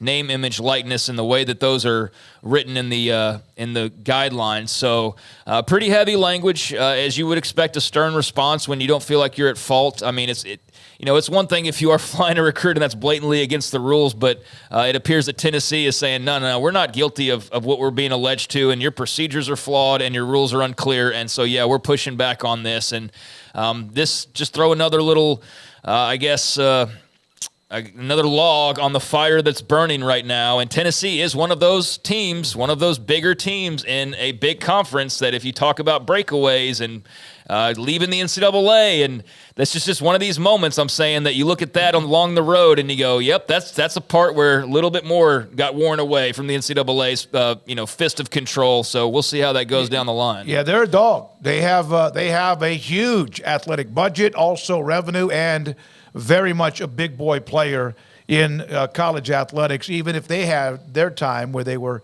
down and mishitting for quite some time. When we come back, Mack Rhoades, Baylor Director of Athletics. It's been a while since we had a chance to visit with him. His thoughts about the Foster Pavilion, also the Big 12 schedule, Brittany Griner having her jersey retired, and more.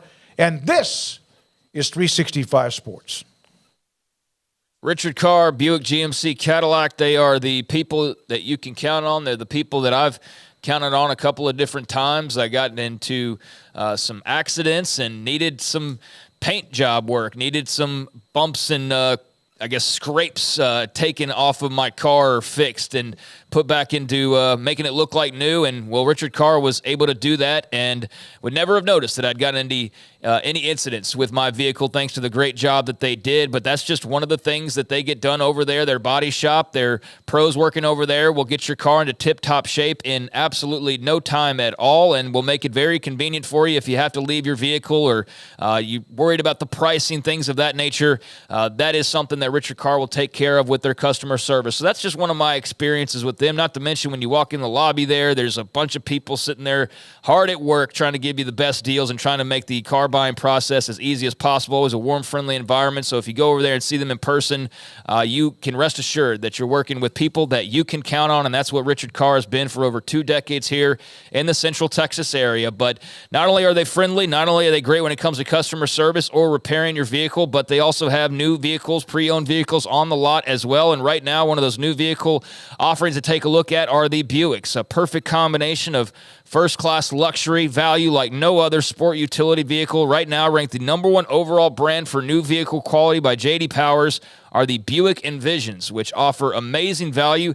And right now, you can save $5,000 on a new Buick Envision, and qualified buyers can also get 1.9% financing on Buick's top-rated SUVs. Plus, military and first responders are eligible to save an additional $500, so you can contact the good folks over at Richard Carr for more details on that. But that is just one of their new offerings. They've got pre-owns as well, plus great service on your vehicle, whatever you're looking for. You can see why they built a reputation as the people you can count on for your automotive needs. Run by proud Central Texans, proud Baylor Bears. Log on to richardcarr.com today. Call now, go see them now off Highway 6 at the Imperial exit. TFNB, your bank for life, is the official local bank of Baylor Athletics. Find out why more Central Texans are making TFNB their bank for life. Sign up for our Edge checking and savings accounts to earn interest or cash back. With 5 convenient locations and an award-winning mobile app, banking has never been easier. TFNB, your bank for life. Member FDIC.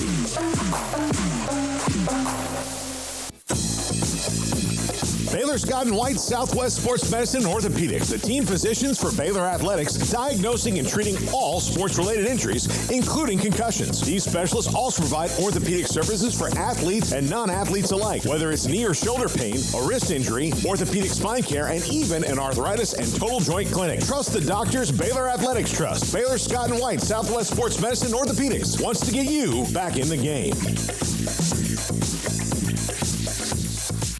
With so many companies and policies out there, it gets so confusing shopping for insurance, and I never know if I'm getting the policy that's right for me. Luckily, I met the team at the Niche Group Insurance Agency. With the Niche Group, you can go to one company and get access to coverage options from many insurance carriers, and you get to speak to a real person about your specific coverage needs. With the Niche Group, I know I'm getting the right coverage at the right price. If you need insurance, talk to the experts at the Niche Group at 1-800-258-8302. Alan Samuels House of Travel is a full-service travel agency with highly experienced travel consultants plus support staff with over a combined 150 years in the travel business. They are ready to take care of any travel situation for you, your family, and your business, and with the kind of knowledge to complete a seamless itinerary trip start to finish. They will search for the best deal to accommodate your budget from air to cars, ship to shore, hotel, and even meeting space. Name a destination and they've been there. They know the places to go, and international and missionary travel is one of their unique specialties. Alan Samuels House of Travel, celebrating 50 years in business. Call Connie, Sherry, Linda, or Bambi at 254-776-2560 or find them on Facebook or at houseoftravelwaco.com.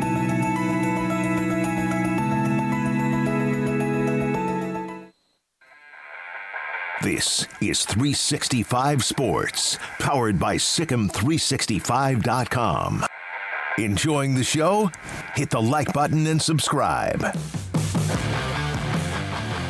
Baylor Director of Athletics, Mack Rhoades, joins us. 365 Sports, Craig Smoak, Paul Catalina, and David Smoak. It's been a while. I had a chance to visit with Mack in the studio back during the end of the year. But it's been a while. You guys can introduce yourselves. Garrett Ross runs the mothership. Paul, Craig, say hi to Mack. Hi. I mean, I did when I called him. Yeah. You know, it was good. It's good to talk to him again. Hey, hear his voice. Mack, good. It's good to be with the three of you. I may have said that I really missed Paul and Craig, but but the other guy, can't remember his name. I'm not sure about. Well, you're stuck with me. That's all there is to it. You are stuck with me. A lot of things to get to, and I know you have something else to do in about 20 minutes, another meeting or whatever, as always. The Big 12 schedule release, you have 4 games in a row against teams out of Utah and Colorado, kind of a unique twist. The game with Utah, of course, non-conference. Was there anything in particular when you looked at the schedule, popped out to you? No, I think it's a good blend, and I think the sequencing of the scheduling, and just how far we're traveling, distance in terms of when you think about back-to-back road trips, the Iowa State, Texas Tech, the West Virginia, Houston, right?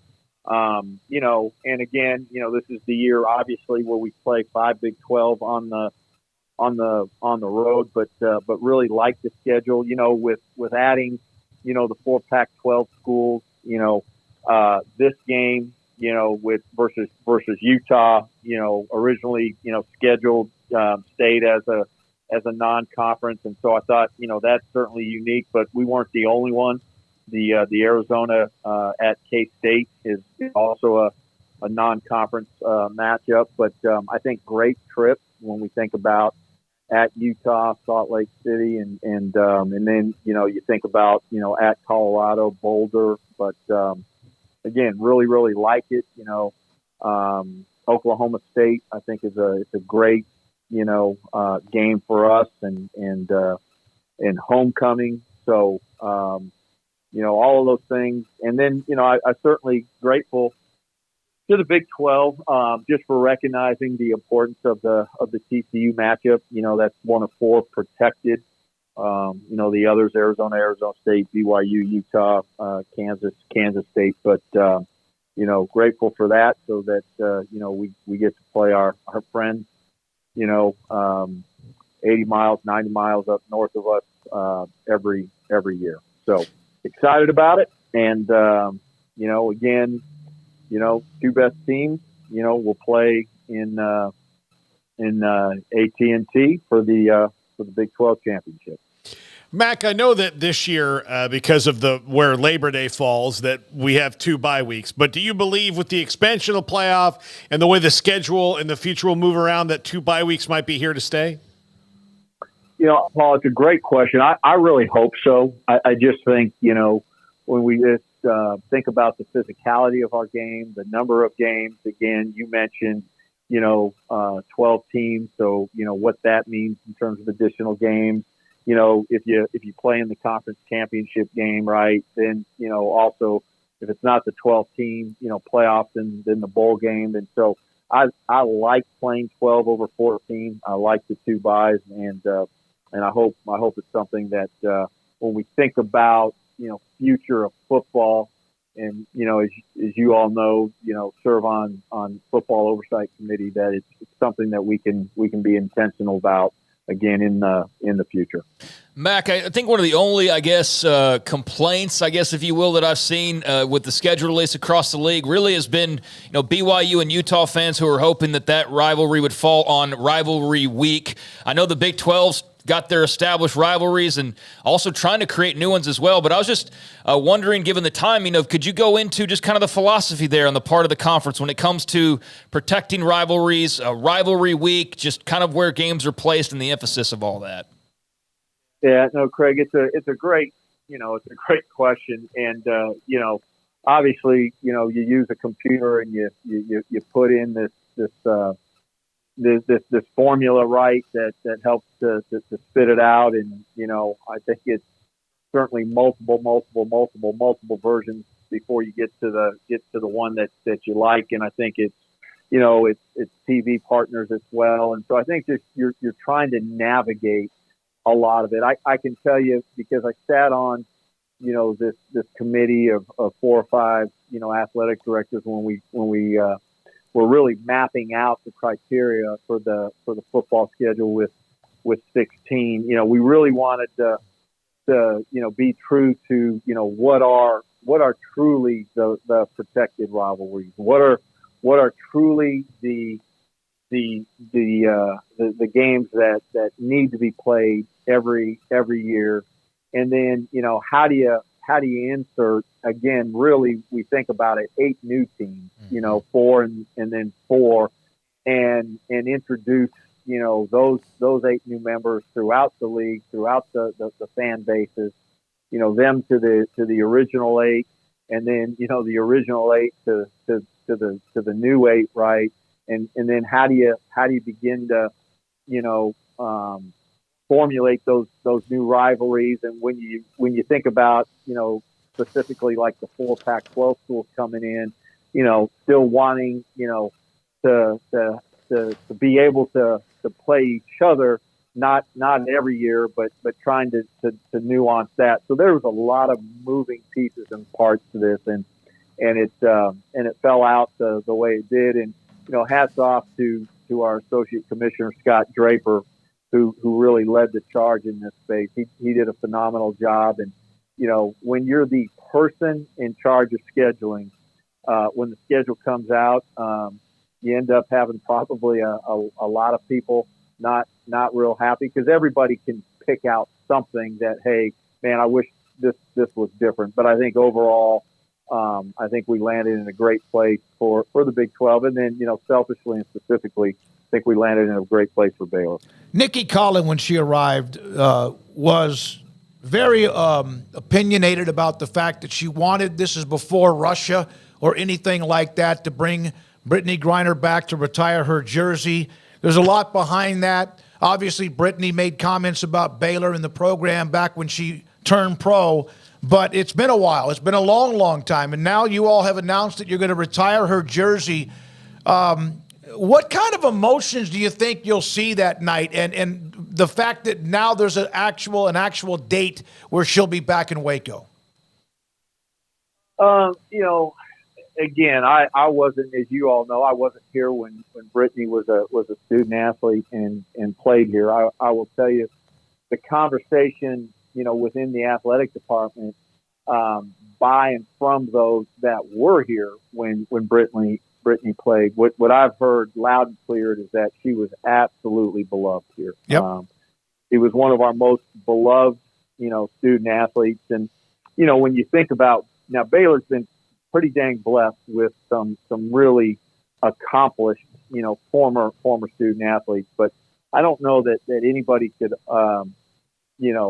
rightfully argue that, Brittany is not, one of the very, very top. And when you think about just, her Baylor accomplishments, and what she meant to Baylor athletics and to the Baylor family, but also when you think about what she's meant to the sport of women's basketball, both nationally and internationally. So, we're excited to bring her back. I think it's going to be a great celebration and a great moment. And again, I continue to hear just how beloved, she was, when she was a student athlete here. And wow. I mean, you think about some of her accomplishments, a 2-time consensus National Player of the Year.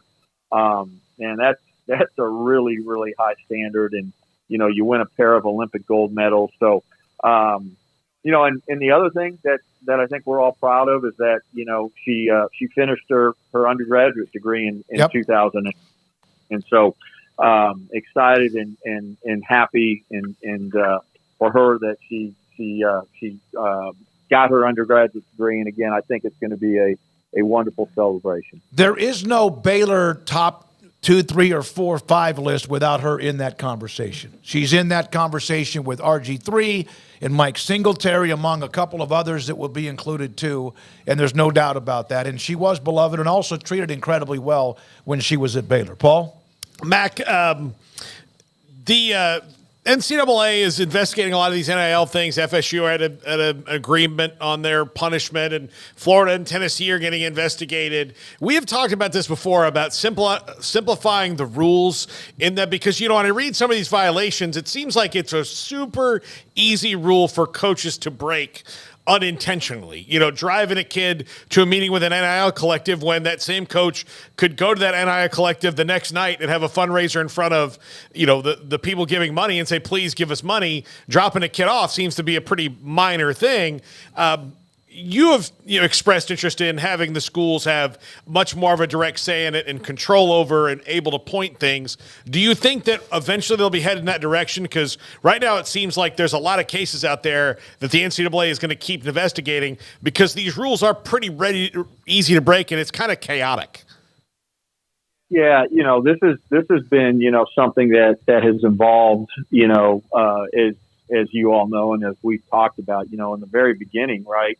I felt like as an athletic department, we couldn't even speak about it really. And had to be really, really careful in terms of, what we said, how we talked about it. And it was really, hands off. And then, later it changed and said, hey, the NCAA said, hey, you can come in and now assist and help. And so I think that's what we've been doing and people across the country have been doing.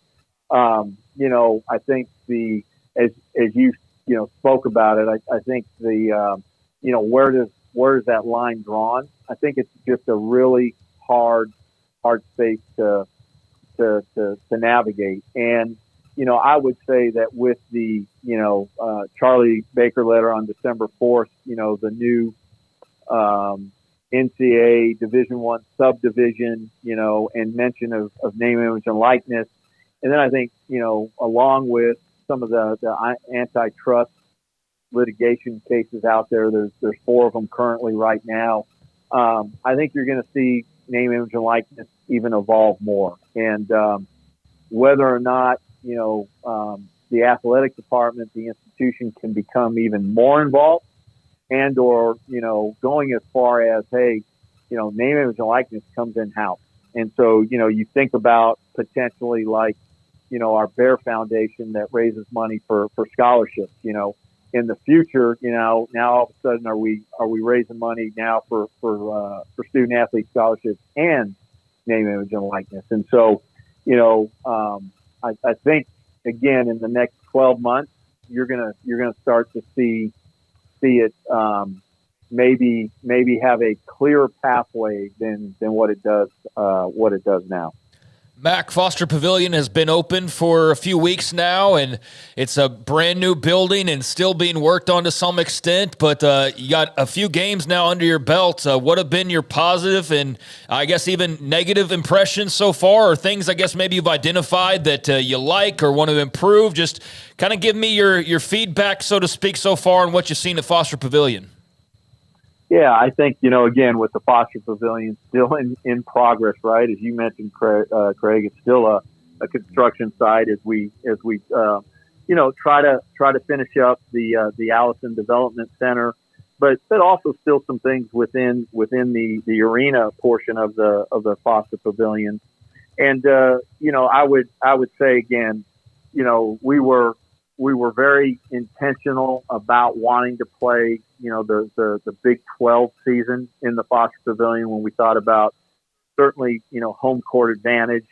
And then, for both programs, and then, just thinking about, our seniors for both programs and giving them the opportunity. And so I think overwhelmingly it's been extremely, positive. However, anytime you move into a new facility, there are things that need to be tweaked and altered and resolved. And I think that, our facility staff and even our external staff, have done a great job of developing a list and of things that we need to, fix. It's like going through a house in a closing, right, where you've got a list of things that still need to be completed. And so I think that, we're certainly on top of all of those things. And, we'll have to get to the end of the season to address them. Probably the biggest complaint, and no secret to you all, has been, the discussion, the conversation about, the camera angle. And, it's been interesting. I've had, people reach out to me personally that, absolutely do not like the camera angle. whatsoever, or camera angles. And then I've had some reach out to me that they're like, it's fine for me, but it's something that we need to address. When we went through, obviously, the design process, we used an architectural firm that, was really great in the space of both NBA and college arenas. And, of course, they bring in a third party, and they do due diligence, a third party outside consultant when you think about TV production and camera location and angles. And so we went through that process. We even worked with one of our TV partners and their top production team in terms of, again, exact TV or exact camera placement and angles, meaning distance from floor, etc. The one thing we knew is that we were never going to be able to replicate exactly the Farrell Center, because that's such a horizontal building. This is a vertical building, and we were really, really focused on in-game, right? Fans on top of the action, and it being a very, very, very loud building. And I think that we certainly accomplished that. I think what maybe, quite frankly, surprised us is just, I don't know that we, even going through all of that due diligence, the difference between Farrell and Foster in terms of camera angles would have been as pronounced as what they might be, or what some people certainly think they are. And so it's something that we've got to solve, and certainly, we're working on solutions right now, but you're not going to be able to address that until the end of the year. So, but again, I think overwhelmingly it has been extremely, extremely positive, and people have been, really, really excited about the arena in general. Mack, thank you very much for your time. Good to have you back on. We'll talk to you again soon. And are you headed to Orlando with the basketball team, or are you hanging around town? No, Big 12 meetings at the end of this week, so I will be there, and miss you guys, and let's get some W's this week. Women's basketball, big game Thursday versus UT, and men's basketball tomorrow night at UCF, and then Iowa State Saturday here at home, while women's basketball heads to Houston on Sunday. So let's get some W's with both men's and women's basketball. That always makes people feel better. Any breaking news you want to give us now about what happens at the Big 12 meetings, or you just don't know yet? But you know what? I'll text you while I'm in the meeting. There you How go. about that? I will accept. I will accept it. Mack Rhoades, Baylor's Director of Athletics, with us. Good to have him back. We'll be in studio most of the other appearances, but because of his schedule, et cetera, not today, but we appreciate that. And he made it clear, the camera angles. I know some people have been like, that's been the number one thing. I know some have complained about the noise being too loud. I was there. I've been to 3 games. I have not had that experience. And I think it's great. It's not completely done, but the camera angles, as he said, will be addressed and cannot really completely be addressed until the offseason. Yeah, you're not necessarily the best gauge for noise, just all due respect. Yeah, but what are you over here looking at? But I have seen, like, Bryce Cherry wrote an article about, hey, it's great that it's loud, but it's almost too loud. So I do know they adjusted the bass, like those kind of things were kind of shaking the seats. Right. And if you've ever been to, I'll tell you, what is now Amalie Arena in Tampa, or whatever they call it, Amalie or whatever. Yeah. Was a terrible place to go to a concert, because even like I would see Jimmy Buffett there, and the bass was like shaking my seat. Yeah. And he's not a dude who's boom boom Bass boom. heavy like it was not really that much. So if you're in a stadium where the bass shakes, it can be off-putting, sure, because it can make you kind of feel queasy. Sure. But so they fixed that. But all of this happened because they went in so early. Mm-hmm. Like they had really not the kind of level of, just comparing it to when the football stadium, I went on, and Smokey, you and I, but I know I went on almost every single one of them. We probably went in the football stadium 15 to 20 times before it opened on different tours.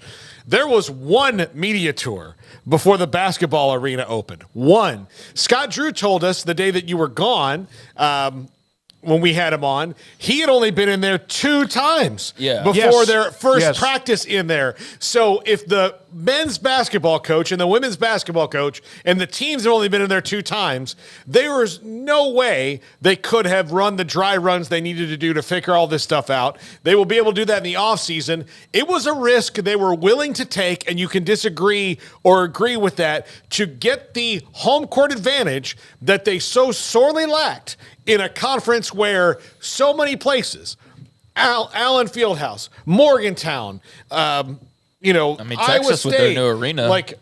Texas, have these huge home court advantages that you don't have, and you have one of the elite teams in the country. They wanted it. It was a sacrifice they're willing to make, and it'll be better in the future. There are things that you should be able to enjoy, and it doesn't mean that it's the Mona Lisa. It is absolutely, for what I've experienced, and I walked from the studio about a mile or so to the pavilion on Saturday. Weather was nice. I enjoyed every part of when I left here to when I got there, when I was there, and the game, and then, of course, on the way back. Yes, it's not perfect, but nothing's going to be perfect. Yeah, it'll be nice when they get the offices all done, because I did feel a little silly asking Scott Drew, and I thought I'd prefaced it by hey, I know not everything's done, but it was really not done. Hey, what do you like about the new arena? And he's like, well, basically there's a court here, and that's all cool, but as far as all the accoutrements and all those kind of things, there's none of that to speak of, or wasn't, at least then. So yeah, it's very much a work in progress, but what is already finished has been pretty well, I guess, positively reviewed across the board for the most part that I've seen. The people in attendance. Now, there's the at-home, the camera angle sucks. I hate the camera angle. I will say the first time I saw it, I was like, oh, my God, that's terrible. The last couple times I've seen games, it's not ideal for some people, but it's also not nearly as bad as I thought based on reading reviews and also the first time that I saw it, because they've clearly made some changes to it, and it's improved it a little bit. Is it great? Is it perfect? No, but as he addressed there, at least they're acknowledging that, and it's going to be something that they work on along with everything else. So that's all good, and you just have to be patient. I'll also say that there is a difference between an ESPN Plus game and an ESPN or CBS or Fox game, and that the ESPN Plus games are run by it's mostly Baylor Vision. They might have some freelancers that come in and help them run some things, but when you're talking about a camera angle and you're talking about different things, when it's an ESPN Plus game, any college that's done this, there are student workers holding those cameras. They're on the job training for their future. And yeah, it's so, ESPN can come in and go, okay, we're going to do it this way, this way. We've got this guy who's been doing this for 25 years as opposed to a kid who's not even 25 yet. So there are those things, the nuances. People don't know that. They just want to see it. It doesn't matter to them. They just want it to be good. And that's all fair, but it will get better. You've got, 10 more games to worry about it in it's there. still pretty good. And then you can go into next year. And as you said, not everybody will listen to what he said, and not everybody doesn't have to like it, but they will get more into it once they get to the offseason. Tony Caridi, voice of West Virginia, is going to be on with us tomorrow about their schedule, et cetera. Said they got to fix it. And he had a couple of different things he said to me. He'll be on with us tomorrow, so he'll love what I can share with him about the camera as far as the how steep it is. Oh, yeah. And not immediately, but it will be something that they know and they'll work on. Guys, they don't have concession stands everywhere. There's going to be concession stands yet. No. There's going to be some growing pains. But there's also the opinion of people who haven't been there, which is most of what you read on social media. Because if you read the people who have been there, it's been pretty positive from everything that I've seen. I think I saw one person's the seats aren't comfortable. But it's not going to be perfect for everybody. There's just I'm sure there's somebody somewhere who doesn't like the soundtrack during the games. Matter of fact, it's a Baylor crowd. I know that for a matter of fact. There's somebody out there that doesn't like the soundtrack to the games. But the camera angle thing though is obvious for people watching at home, and I think everybody's aware that that's something that needs to improve. But it's also very much still a work in progress. So I'm glad that Mack at least addressed it, didn't just throw middle fingers and say like it and have at it, or like it and that's all you're going to get. No, they're definitely working on it. So that's good to hear. Just kind of where they are with all of that. Mike Bean, what was the rush to move into the arena? And Craig asked this question. I had Mack in studio during the holidays, and the bottom line is they wanted to give at least the senior class or whoever's not going to be around after this year a chance to play in the arena for at least the second semester. And on top of that, and by the way, they were able to, by doing this, they now know some of the hits and the misses or some of the bumps and the bruises that they can work on rather than waiting until, November of next year, and the camera is what it is now, and they can't tweak it. But now they have time to work on it. I've looked around, being somebody in the media where I sit, which is above what is the second half home bench and also the basket, and looked around just as somebody that's been in television and saw some things that could be done, and they will figure it out. But I think it's a great experience. It absolutely, to me, has been. I've been there 3 times. I've enjoyed every second. And not because I have a credential, because I'm sitting really with regular good people that are fans who are there to watch the game. All right, when we come back, Craig Smoak, Off the Radar. This is 365 Sports. Developed by Startup Waco, a nonprofit organization, GXG is a program designed to support the entrepreneurial development of Baylor University student-athletes through NIL activations. The program helps student-athletes maximize their platforms and offers a comprehensive support system for them to create and grow new businesses that not only benefit themselves, but also uplift the local economy. Fans who wish to support student-athletes can donate to GXG via the GXG NIL Fund, BaylorBears.com/GXG. Contributions to support NIL activations through GXG can be made at BaylorBears.com/GXG. For more information, follow @GXG_GreenXGold on social media and visit the official website www.gxg.startupwaco.com. GXG, empowering student-athlete entrepreneurship and uplifting the local economy through NIL activations.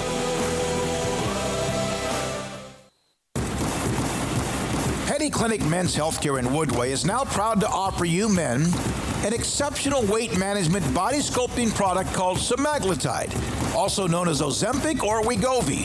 Semaglutide is an FDA-approved weight management medication. Once-a-week injections of this powerful medication offers an average body fat weight loss of 20% within the first year of treatment. In addition to body sculpting, semaglutide also normalizes blood sugars and has the clinical research proof of reducing blood pressure, cholesterol, stroke, and heart attack risk. If you're like most men and you have stubborn fat that will just not respond to typical diets and exercise, then help is finally here. Semaglutide, affordable, highly effective. Google search Petty Clinic Waco and reach out to the Petty Clinic team today for a free consultation with Dr. Petty to see if semaglutide is right for you. Go to pettycliniclowt.com. At Ideal MRI, we feel blessed to be part of the Waco community. We're a small family business here in Central Texas. At times like this, the cost of healthcare has never been more important. And unfortunately, significant illnesses and injuries still occur. And that's why Ideal MRI is open and here to serve you through this difficult time. So if you need an MRI, ask your doctor about Ideal MRI. You can schedule online in minutes at idealmri.com or call 833-IDEAL-MRI.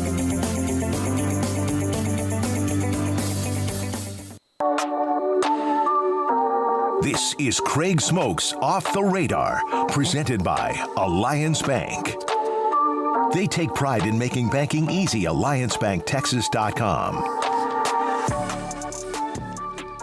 All right, welcome into Off the Radar here on 365 Sports. Tuesdays and Thursdays, take a look at a grab bag of stories from around the league, whether it's the NFL and NCAA or leagues, I should say, or baseball, basketball news when it's of interest. But I don't know, I feel like we're kind of in that sweet spot of where there's sort of a slowdown because of the Super Bowl and the fact that there's not NFL games this weekend. There's sort of that long, slow build to the Super Bowl here in a couple of weeks. And so there's not nearly as much NFL, but there is a little bit to get to.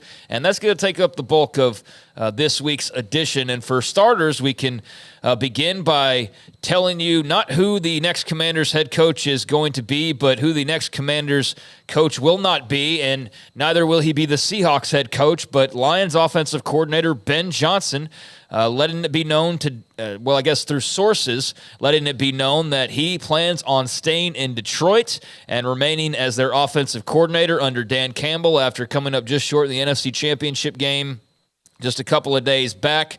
He's 37 years old. He's already been on the carousel a couple of times now, and this year obviously was one of the hotter names, and it looked as though Washington with their new ownership group was basically all in on him being the next guy, or all signs pointed towards him being the next guy from the cheap seats, mind you. Maybe in D.C. the talk was a little bit different, but that's who I expected to get announced, and instead he wants to try and run it back again with Detroit. So the Commanders and Seahawks still in search of a head coach as of this moment. They're going to screw this up. Well, look, they're going to screw it up. Look, this is just...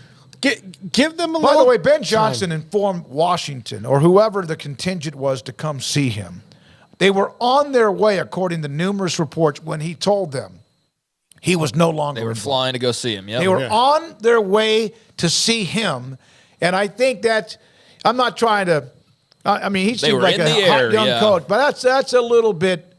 That's like a college football coach type move right there. That was what's he called, the Billy Donovan, where you're the coach of the Magic on Monday, but on Wednesday you're gone again. No, and I have nothing against Ben Johnson, and good luck to him. But yeah, good for the Lions too. Yeah, it's great for the Lions.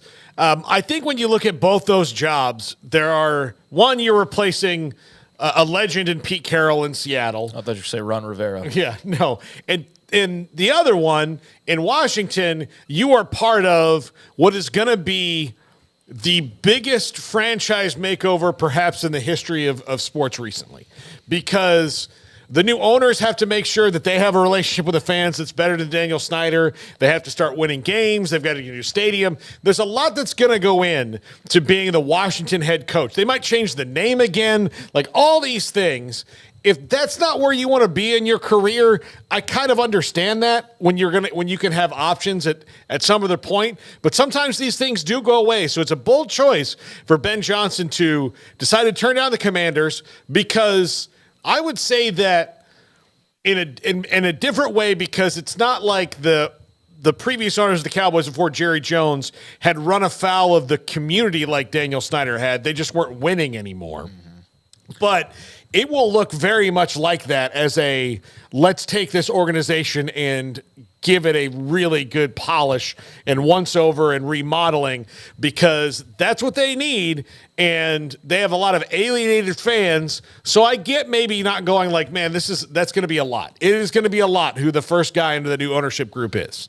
Yeah, no, it definitely will be. I would say, though, about the alienated fans, all they're asking for is just a little excitement. I mean, they've been waiting for a couple decades of just drudging through the mud. I mean, in a little brief, there's RG3, and then boom, just like that, he was gone. Like it never even happened almost. And then here's Kirk Cousins, and that all falls apart. And so I think the fans definitely became disenchanted and borderline angry, if not full-blown angry in some cases. But now with the new ownership group, it does feel like sleeping on clean sheets. You know, it seems like it's nice, everything's new, and you just want to get the right pillow now at this point, I think, to lay your head down at night and be confident that you can get some rest, that things are going well, and that things are being taken care of with your favorite football team there. And that would be the hiring of a great head coach that you can just say, all right, I can sleep now. I think things are going all in the right directions. But instead, a little bit more sleepless nights ahead for Washington fans who just want to know who this new head coach for this new era and new ownership group and new quarterback and new everything else is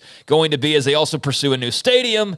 So a lot of new going on with the Commanders, and the only thing that they're still working on right now, basically, that's on the top of the to-do list, is getting that head coaching spot taken care of. So that leaves still various other candidates, even though Ben Johnson is out of the mix. Ravens defensive coordinator Mike McDonald has been somebody talked about interviewing for these jobs, and Dan Quinn's still out there, guys. I mean, I'm not going to get excited about Dan Quinn if he is hired as the Washington head coach. I'm going to tell you that right now. That would be a massive disappointment to me. I don't know how y'all view him as a head coach. This is not even because of the Atlanta thing. I just feel like, I don't know, hiring the Cowboys defensive coordinator, I'm not against that because it's the Cowboys, but he just doesn't excite me, I guess. And so I don't know. How would you feel about Dan Quinn from your standpoint? I mean, I don't know if there's a head coach I'm going to get super excited about. I started talking myself into Ben Johnson because he's just younger, and here's the Lions having success, but now that's off the table, obviously. So I don't really have a choice, but that doesn't get me going when I hear Dan Quinn necessarily. Grant Paulson covers Washington, has for a long time.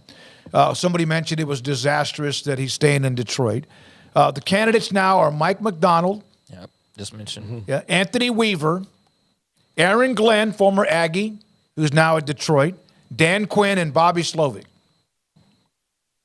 I mean, that's like I did not get goosebumps, and I like Aaron Glenn would be cool, but I none of them brought in that. Look, I think if you're gonna, the other thing you got to think about is if you have a defensive head coach, you better have a cool offensive coordinator because you're probably drafting a quarterback at number 2. I mean, and if you don't, it says what you think about what's a pretty good quarterback class at the top, but you're probably drafting a quarterback at number 2. So there's all that. But the reaction I got from you guys on Dan Quinn as the head coach was like, okay, what are the specials? And it's like boiled eggs. Yeah. You're like, that's well, I mean, I'll eat a boiled man. egg, but like, I don't want the special at the restaurant. Like, what do you? I mean, a lot. How many coaches have been hired? Like 3 or 4 or 5? Yeah.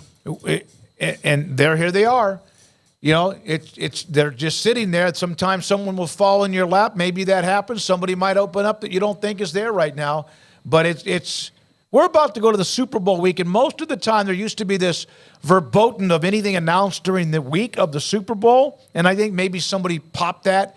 So I don't know if they don't have anybody by Sunday. Will they announce anybody at all next week in Las Vegas? Yeah, I don't know. You would hope that gets done soon. That would be a nice place to break it. Or do you wait for it all to be over with so then you get the front seat of having all of the attention when everything inevitably dies down after the season's over with? I could see that being the case as well. But, yeah, you would like to start planning for the draft where you've got the number 2 overall pick and the combine. Free agency, and the fact that you've got Senior Bowl and all these different things going on. So, anyways, the Commanders and Seahawks will not be helmed by Detroit's OC next season as their head coach. So they move on, and the search continues. Jerry Jones was out at the Reese's Senior Bowl, and there's been a couple of headlines coming out of that, but basically was asked quite a bit about Mike McCarthy and bringing him back, and he wanted to talk about how they plan on making it different. And he said, instead of, playing in that game and losing, how do they go about getting the win next time around when they're in the playoffs? He said, we need to stop the run better. We need to be more physical, and we need to run better. To be specific, we need to do those kinds of things. I thought we made a pretty good move 4 years ago when we hired McCarthy. He's had great in-season success. Now he's come up short 3 times and advanced us in the playoff. But I like the fact that he's hanging around the rim, and I like what the team has done to hang around the rim. So I think the answer, what I would have is, I'm aware we're hanging around the rim. We're not getting the ball in, but when you hang around the rim, where we are right now with the players we got, I'm thinking about it from the whole look. So he feels like they're close is what his message is, and he's also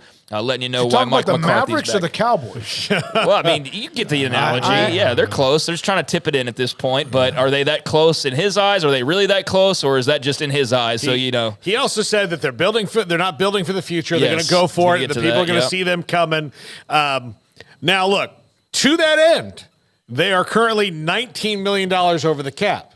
And if they're going to go for it... Which means nothing. Yeah. They'll restructure Dak for the... They'll restructure Dak. Yeah, it means nothing. It means nothing until you need it to mean something. But it means nothing right now. But that means they've got to... In their go-for-it plans to restructure, that means they got to restructure Dak and restructure Zach Martin and get Micah Parsons' extension done, essentially. Like, all these things, like, you have to do, or CeeDee Lamb, all the ones that are coming up, or try to get Micah and CeeDee to, like, hold off on that for a minute so that they can go for it and say, like, listen, we'll get you done next offseason, but this offseason we're going to do this. But extending Dak means committing to Dak for at least another 2 years. Mm-hmm. At least another 2 years. And then dealing with the salary cap ramifications and dead money well off in the future. Like you said, Smokey, it doesn't mean anything. They can push it off into the future. They did it before. They didn't win anything because of that. They got no team got caught more flat-footed by the salary cap than the Cowboys did. I mean, they really did. And they are still shell-shocked by it. Stephen Jones has been the absolute Kaiser of the cap and doesn't let them take any risks with it. And so now they're going to have to skew that for a while if that's the plan that Jerry really wants to do, or because he knows that like there's only two options here. It is go for it with the team that you have pretty much built right now that's won 36 games the last 3 regular seasons, the second most in the league, and not but one playoff game, or you have to pull the plug. That's the 2 options they have. Yeah, he said, I would anticipate we will be all in at the end of this year. We will be all in. It will be going all in on different people than you've done in the past. We've seen some things out of some of the players that we want to be all in on. I would say that you will see us this coming year not build it for the future. It's the best way I've ever said, and that ought to answer a lot of questions. So they're all in. Okay, my whole thing is, why does he say anything? Because he's at the Senior Bowl and he's got a pool of reporters around him that are asking him questions. But I know it's almost as if let me scratch the itches that are out there the last couple of weeks since we lost. Well, and what's it done for him except for keep them relevant for 30 years when they haven't always been respectable enough to be relevant? I mean, that's part of being the Cowboys. It's like, why does, Brian Cashman talk? Well, it's the Yankees, and you've got to address the public, especially when you got a big following like they do. So there's Jerry, and he's not going to miss an opportunity to promote and talk in front of the media and be the center of attention either. So I think that's pretty clear. And so there you go. That's just some interesting comments from the Senior Bowl, which is underway. So, all right, you've got elsewhere the fact that you had these past couple of playoff games, the ratings coming out of these playoff games, and fair to say that they were absolutely massive once again when you think about just the brands involved. And yes, there is the Taylor Swift factor in at least one of those games as well. But, man, nearly 57 million tuning into the NFC Championship game. Lions and 49ers, which was up 7% from last year's AFC Championship game that was in that window. And so nearly 60 million people tuning in for the Lions to get that big lead and then basically lose it along the way. I mean, that was pretty brutal to watch. You're waiting for Detroit to just connect on something, and it just kept slowly leaking or maybe quickly leaking from your vantage point. But nearly 57 million people, 56.69 for Lions and 49ers this past weekend. So you had that for the NFC. And then over on the AFC side of things, Chiefs over the Ravens, 55.47 million viewers. First time since 2014 that both the conference title games averaged more than 50 million viewers apiece. And it was mentioned by several of the outlets that they have the same day Nielsen reporting and all that in effect now. But yeah, biggest audience for the NFC title game since 2012's. Giants and 49ers had 57 plus million. But yeah, pretty healthy numbers for both of those title games the other night. So there you go, monster NFL ratings, and expecting 100 million plus for the Super Bowl as that's become commonplace now. So, but I am interested to see what kind of a number when you've got Swift and Mahomes and Kelsey and all the attention being placed there. And then obviously the Niners in a big market and with a lot of star power themselves and a rematch subplot to this all. They should, it's the Super Bowl. It's going to get big numbers anyway, but those are healthy coming out of the last weekend. Yeah. The NFL's undefeated. They're just a juggernaut, and there's nothing else that can compete with it. Not in this country, no. Not in this and country. I don't know really wherever many else. I don't know the ratings internationally, but I can't imagine there's too many others that are pulling in 57 million viewers on a regular basis for their sporting events. But maybe in like India with cricket or something, maybe it's like 100 million. I don't know. But here in America, football is king, especially the NFL, and that's pretty clear coming out of this weekend. Well, and look, the thing that we have more than maybe any other countries is we have maybe more sports that people watch than a lot of places. Like in Europe, it's kind of focused to 2 or 3 things. Right. So like in India, it's like 2 things. It's soccer and cricket, So like you have gigantic population in India that watches 2 sports. In America, we watch like 6 sports, but and all to varying degrees. But football is the one we like the most, and like that's clear enough. So I think that's why it's maybe jumps out a little bit more because you can. People may or may not watch baseball. They may or may not watch basketball, but football has more casual fans than all of the rest of them combined. Mm-hmm. So, yeah, pretty healthy numbers there and big numbers as you would expect for the NFL. I just like mention those in passing, especially when we get huge returns and 2 conference title games, both over $50 million. Doesn't happen all of the time. Meanwhile, just to note locally here on former Baylor basketball star Keontae George, I saw earlier today where he was named to play in the Rising Stars event at the NBA All-Star Weekend, and it's taken on different iterations. It was a rookie challenge back in the mid-'90s when it first started. That's what it was known as. It was just a rookie challenge, and it was that for like 15 years. And then it was the Rising Stars Challenge, and they had a couple of different types of events. You had Barkley, Team Chuck, and Team Shaq going at each other, for example. But now it's like everything else in the NBA. It's a tournament-style event there during All-Star Weekend. You get 12 rookies, you get 12 sophomores, you get nearly a handful of G League Ignite players, and then they get drafted into teams. And I just feel like the NBA is trying really hard to make things interesting because everything's like a tournament, and there's drafts for the tournaments, and then there's like these, I don't know, it's just, there's a lot of, it used to be just an all-star game where here's a 3-point contest, but they've tried to find ways to make it more interesting. So the Rising Stars Challenge has taken on different faces, but Keontae George will be a part of it this year, the rookie from Baylor for the Utah Jazz. So excited for him to have that honor. And final note here, just because this is Paul-related, Justin Turner, who played last with the Red Sox, signing a 1-year deal with the Toronto Blue Jays. What a great pickup for Toronto. $13 million base salary for the 39-year-old and $1.5 million in potential bonuses there as well. So just wanted to throw that in there for Paul here to get to a little baseball talk. His spring training is going to start getting going here pretty soon. Best guy in the clubhouse, like the unifier of everybody. Everybody loves Justin Turner. He's going to do wonder. Like he's going to go into the Toronto that's got a lot of young stars, and they're going to see them rally, and they're going to be like, you know what changed my life was meeting Justin Turner, this beautiful red bearded son of a gun. I love him, and they're going to say that, and the Red Sox could have got him for $13 million. And look. When I hear Fenway Sports Group is going to spend $3 billion to invest in the PGA and Mookie Betts costs too much money, I just know where this ownership group is headed and what they care about. It's other things. It's not the Red Sox, and it's definitely not me when they should care about me. Well, they gave Red Sox fans a few World Series here recently, so they're not quite as under pressure as they once were. I can only imagine how boiling hot that would be right now had they not won some World Series and still had the streak going on. But that's dead and done, and they've more than made up for it. But yeah, right now that's probably not the greatest news for a Red Sox fan. But that's notable on an otherwise pretty slow day for the most part when it comes to interesting stories. But you do have the Super Bowl coming up, so there's a few things off the radar. All right, very well done. We will come back and look at the basketball night from last night and also tonight's schedule in the Big 12 and Top 25. It is kind of a calm before the storm with the week off, and then next week is another full week where then you have Super Bowl week in Vegas and the game's not until a week from Sunday. A long, long way to get there, but it's about to converge a lot, the energy, which is there anyway. Vegas may be one of those cities where you could host the Super Bowl, and yes, it's a huge game, but it might be one of those cities where you could host an event like that and you don't even know it's there. Like Miami? Miami, they kind of go about their business. Oh, yeah, the Super Bowl. It'll be a big deal because it's the first time Vegas will host it. L.A., it may be that way, which they hosted it just, 2 or 3 years ago.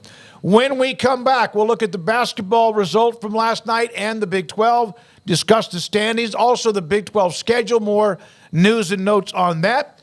And this is 365 Sports.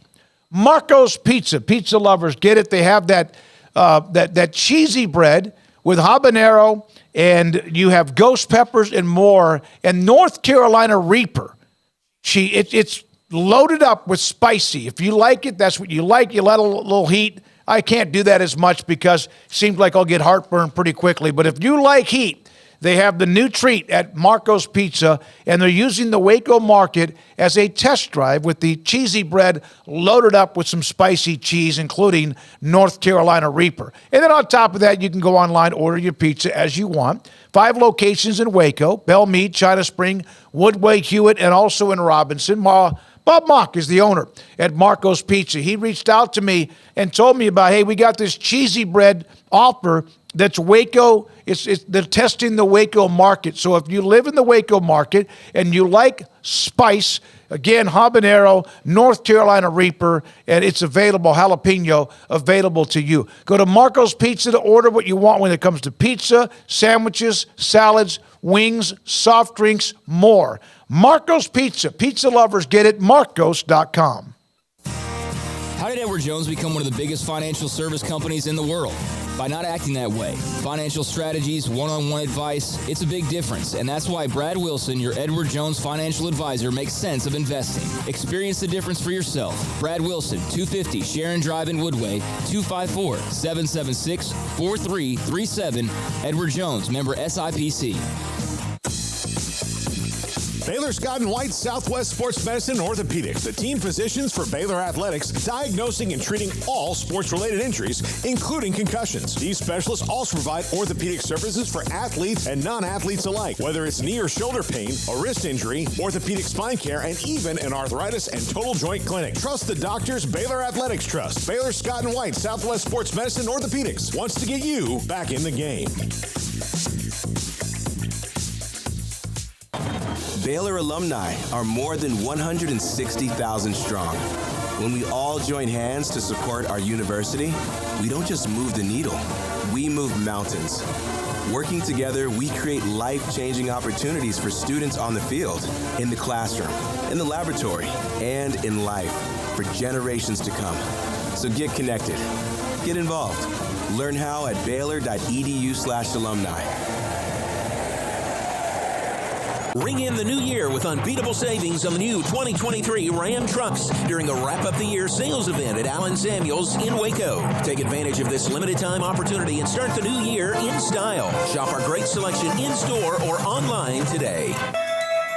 Allen Samuels House of Travel is a full-service travel agency with highly experienced travel consultants plus support staff with over a combined 150 years in the travel business. They are ready to take care of any travel situation for you, your family, and your business, and with the kind of knowledge to complete a seamless itinerary trip start to finish. They will search for the best deal to accommodate your budget from air to cars, ship to shore, hotel, and even meeting space. Name a destination and they've been there. They know the places to go in international and missionary travel, unique specialties. Allen Samuels House of Travel, celebrating 50 years in business. Call Connie, Sherry, Linda, or Bambi at 254-776-2560 or find them on Facebook or at houseoftravelwaco.com.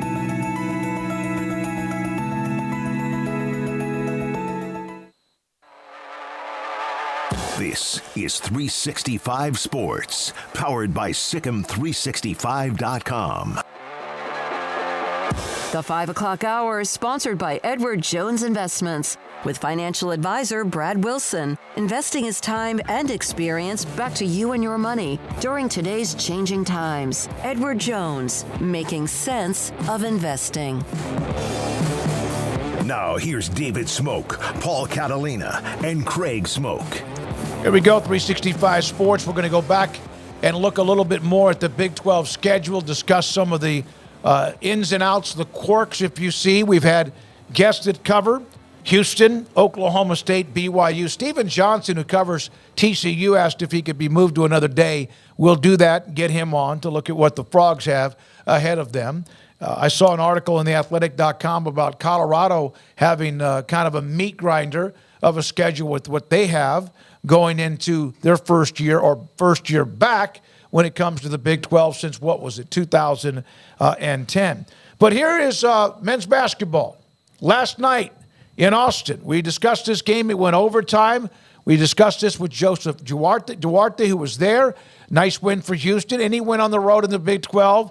This thing got a little dicey, but Houston wins. They play ferocious defense. Texas has scored more in a game against them this year than anybody else.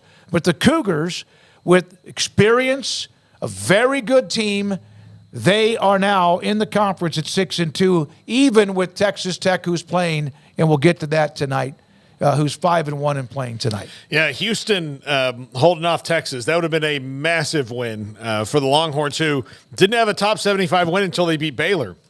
And then they got another one right after that. And then now they're kind of back.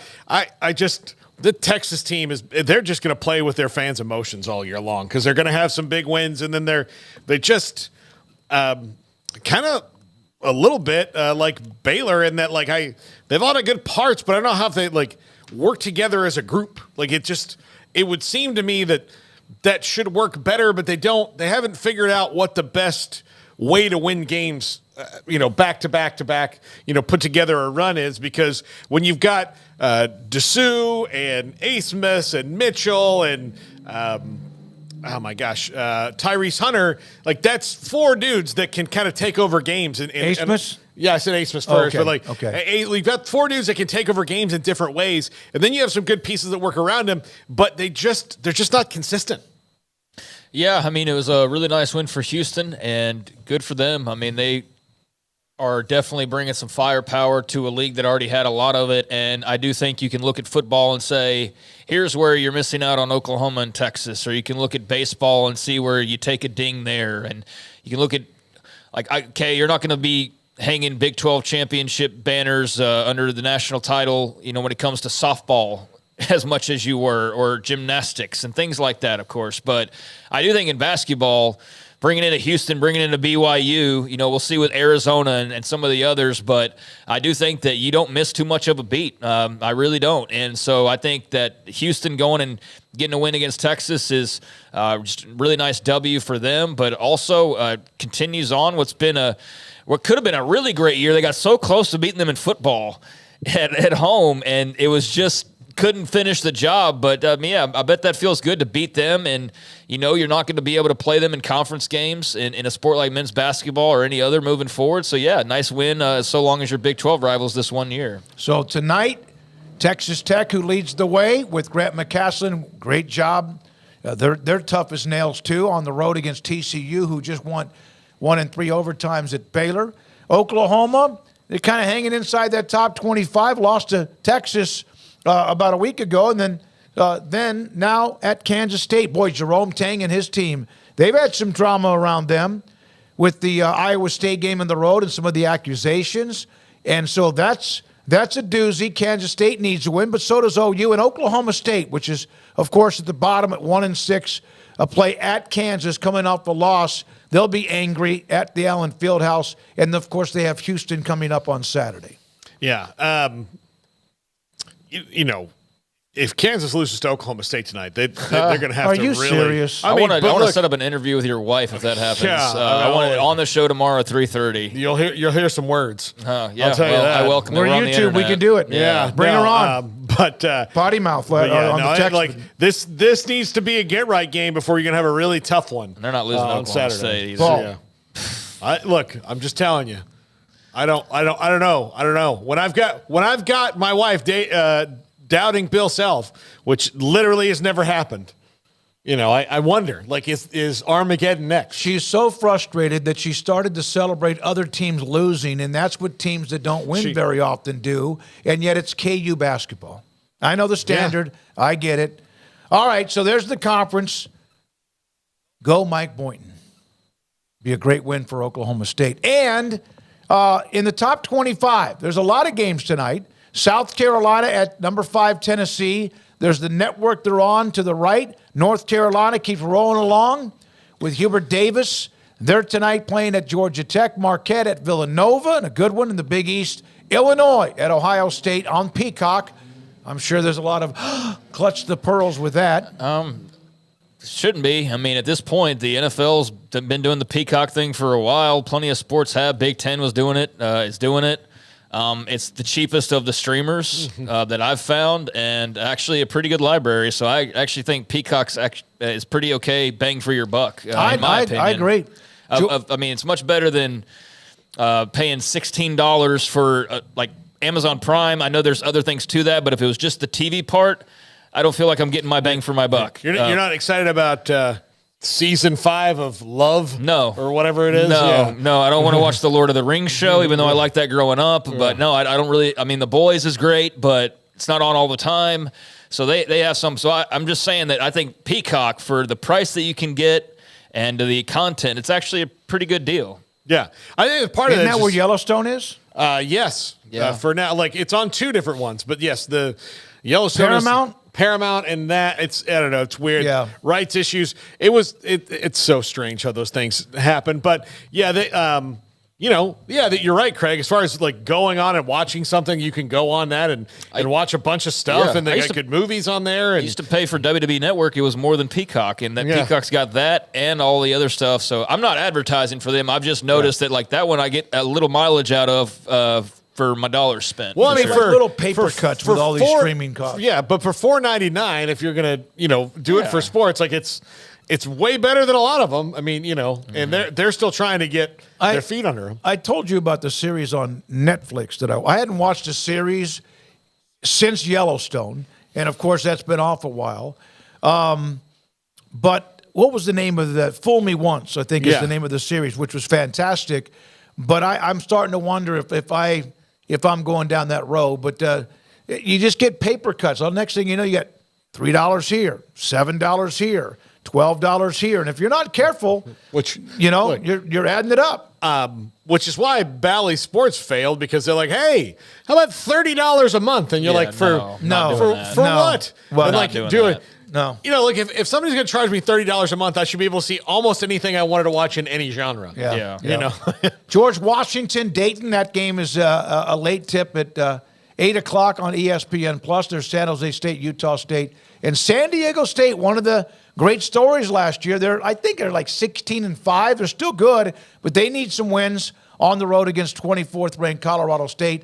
That game's on the CBS Sports Network. Those are the top 25 games in college basketball coming up this year. From this evening. Kansas, TCU, Kansas State, Baylor, BYU, Oklahoma, Cincinnati, Texas now 3-5 in UCF. A clump of 3-4 and 4-3s with Texas now dropping to 3-5. It is unbelievable. I mean, it's like a blur. But at the top now, with Texas Tech playing tonight, Houston and Texas Tech, and also Iowa State with a great win at home against Kansas. When we come back, 365 Sports around the corner. Paul's top 5. Back in a moment. Thanks for your time. Hit the like button if you don't mind. Subscribe if you haven't. And this is 365 Sports.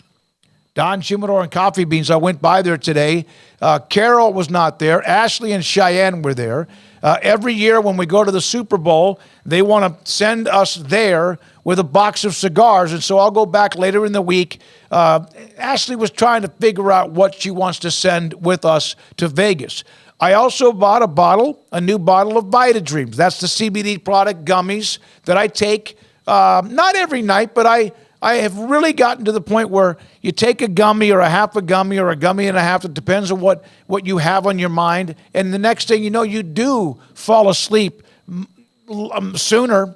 It's not like you're drugged. It's not like you're knocked out. It's not that feeling. You lay down when you're ready to go to sleep, and the next thing you know, you are asleep, and you wake up whenever you do at some point, maybe the next morning, and save yourself 15, 30 minutes or an hour or more when it comes to tossing and turning. They have a 48-foot walk-in humidor loaded up with Rocky Patel, Padron, Cohiba, Ashton, Macanudo, Romeo and Julieta, Arturo Fuente, all of the great brands and more of cigars. Carol, Ashley, Cheyenne, and also Don Humidor and Coffee Beans in the Town West Shopping Center in between Richland Drive and Valley Mills in Waco.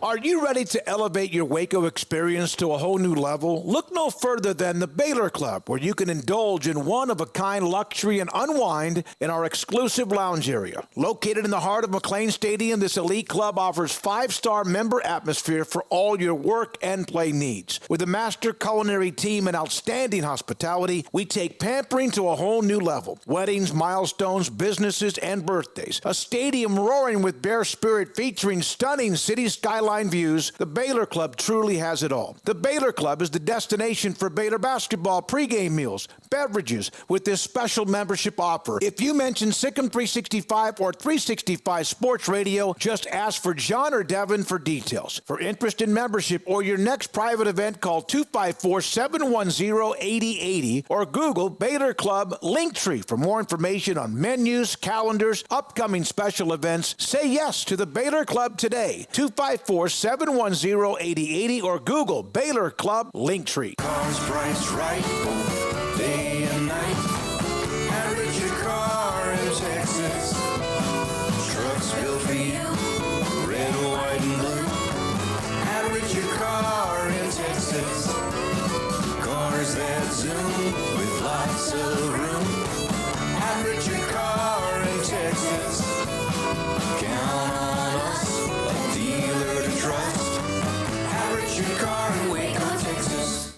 pizza, burgers, and Bears football. There's no place around Waco that serves them all other than Bubba's 33. Come show your green and gold and enjoy some of Waco's best food and beverages while watching your favorite team, the Bears. When real Bears fans get hungry, Bubba's 33 is the #1 spot for ice-cold drinks, hand-stretched, stone-baked pizzas, and bacon-infused burgers. Join us for indoor or patio dining. Bubba's 33, Waco's restaurant and proud supporter of Baylor Bears football. Sick 'em, Bears!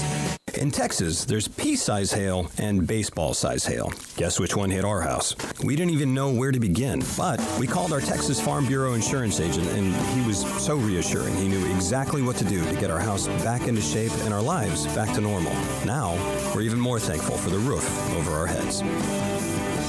Stop by and see our agents at one of our 3 McLennan County locations. Coverage and discounts are subject to qualifications and policy terms and may vary by situation. Thank you for calling your local Marco's Pizza. We're turning up the heat with our new Reaper Cheesy Bread. Fresh, house-made dough is topped with a spicy cheese blend infused with jalapeno, habanero, and Carolina Reaper peppers. At only $5.99, this limited-time product is a hot deal. Add it to your order while you can. A Marco's team member will be with you shortly. Marco's Pizza. Pizza lovers get it, and that offer on the Reaper Cheesy Bread is available right now at any of the 5 Marco's Pizza locations in Waco, including Belmead, China Spring, Robinson, Woodway, and Hewitt. Order online at marcos.com. Call for a pickup or delivery. Marco's Pizza is turning up the heat with their all-new Reaper Cheesy Bread with fresh, hot, house-made dough topped with a spicy cheese blend infused with jalapeno, habanero, and Carolina Reaper peppers, and only $5.99 and for a limited time only. Marco's Pizza, the fastest-growing pizza brand in America, 5 locations in Waco, and the new Reaper Cheesy Bread. Marco's Pizza. Pizza lovers get it. This is 365 Sports. Are you a Sikkim 365 super fan? Then try out our premium subscriptions at Sikkim365.com. All right, here we go, 365 Sports. Again, one of the big news stories today, finally, with the changes in the Big 12, with OU Texas out, with the 4 schools coming in, plus the others that joined last year.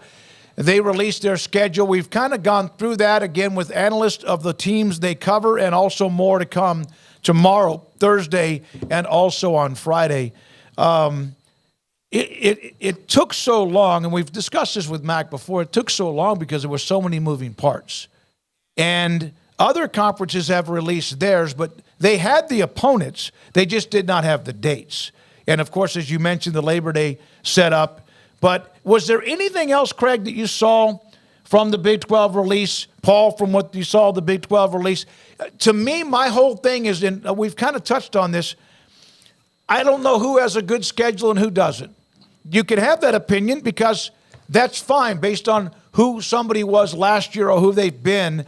But the one thing we know, and I don't know if this continues, but the one thing we know about the Big 12 is that 2 teams that will be overlooked will be right in the middle of the race. I'm talking to play for the championship.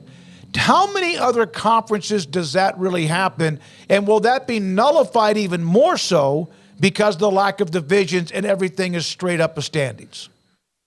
I don't know. Look, the cream's going to rise to the top. I mean, the SEC probably, year one of the new one will probably be the most where they've got a big block of teams that are going to be there that nobody's really going to sneak up on anybody, I wouldn't think, especially knowing what you know about how teams have done in the transfer portal and all that. But, the Big 12 is the one that's the most wide open right now because you look at the ACC, which, as far as like program to program talent-wise is the most on par with the Big 12 right now. They still have Florida State and Clemson right there at the top. So unless, one of those other teams, Miami, North Carolina, NC State, like Virginia Tech, get good next year and start shaking the tree a little bit, then that's probably not going to happen in that league. But in the Big 12, we genuinely do not know how this is going to work out because, there's not been a team left that's ever been a consistent alpha in this league. It's not, or in any league that they've ever been in. So the teams that have come in, the 8 teams that have come in, minus the teams that have gone out, none of them in this league have had consistent years where they are dominating their lone league. Like they've had good little stretches here and there, but nobody has had 5 years where they're straight where they're winning conference titles. It just doesn't exist for these teams. So who can be that consistent? We have no idea because no one in the league has ever done that before. That's a good point with the ones with Oklahoma because they were the consistent. Other teams have had winning stretches or whatever, but yeah, nobody's been able to own the conference for very long because Oklahoma did for a while. Texas had their run, and then everybody else had their run for maybe 2 to 5 years. I mean, honestly, Baylor's come the closest to it. Absolutely. I mean, it's not – I don't think that's really debatable as far as their stretch that started in 2013. I know there was that dip, but as far as winning back-to-back conference titles, nobody else can talk about that except for, Oklahoma, right? I mean, back-to-back. And then to go and win it or play for it again a few years later and then win it again in 2021. I mean, 3 and – that 9-year stretch is about as close, and not to mention that what happened in the middle of that stretch, all hell broke loose. The program was nearly shuttered, death penalty talk, coach fired, huge scandal, all that. That was the thing that interrupted the run.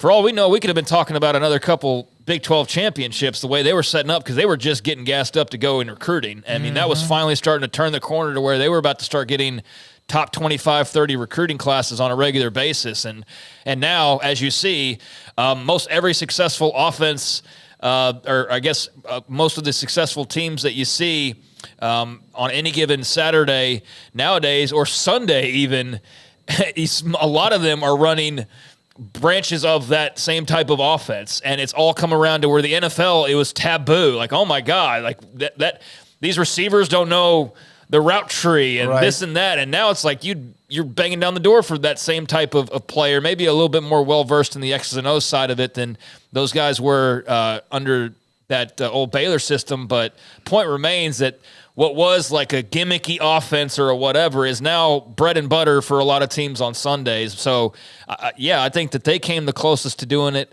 for a team not named Oklahoma, really. But obviously Kansas State's jumped up and had their fair share of titles at this point. Oklahoma State's flirted with it about as much as anybody to not have more than they already have. So I think those are good starting points. TCU's obviously had recent success, and that's a gold mine of a place that any given year they could be really good. And then, you mentioned Utah. We don't know how good Colorado might be in year 2 under Dion. So, there's just a lot of uncertainties. West Virginia, can they keep the momentum building? And I do think it makes for a very unpredictable but fun league. It doesn't mean that you're going to probably birth a lot of national champions, although the field now extending to be the 14-team or the 12-team playoff will almost undoubtedly include a Big 12 team. I think I'm most curious about is not that it won't be competitive or not that it won't be a wild card every Saturday or any of those things. I'm just wondering, is there going to be teams be able to really push the limit towards a national title anymore? You wonder, is TCU the last one to get to that end stage? That's what I wonder about the most with this, because you're not going to have the old days of everybody playing everybody, and it's a lot of teams that are just kind of being thrown together in some ways, and that part of it is different and going to take some getting used to. But I look long term, and that's what I think about. I think is there going to be a national title contender, not just make the playoff, because that'll happen every year for the most part, almost every year it should happen. But beyond that, what does that look like? Do any of the incoming 4, have they been that close to being in the playoffs since 2014? Utah's had a run. They've had a run within the conference, but were they ever knocking on the door? And I don't want to say no, because maybe there was a couple of years ago or so where there was a loss that got away. But Colorado has it, Arizona has it, and neither has Arizona State. And then when you look at the Big 12, the ones who are left, Houston hasn't. Colorado did win a title, but that was also 30 years ago. UCF obviously had their year with Frost when they went undefeated, but that wasn't a part. They weren't going to get in because of just the way things were set up. Baylor, a couple of different times could have been a part of the playoff. TCU was, as you mentioned, and they could have been in 14 and maybe another year right after that.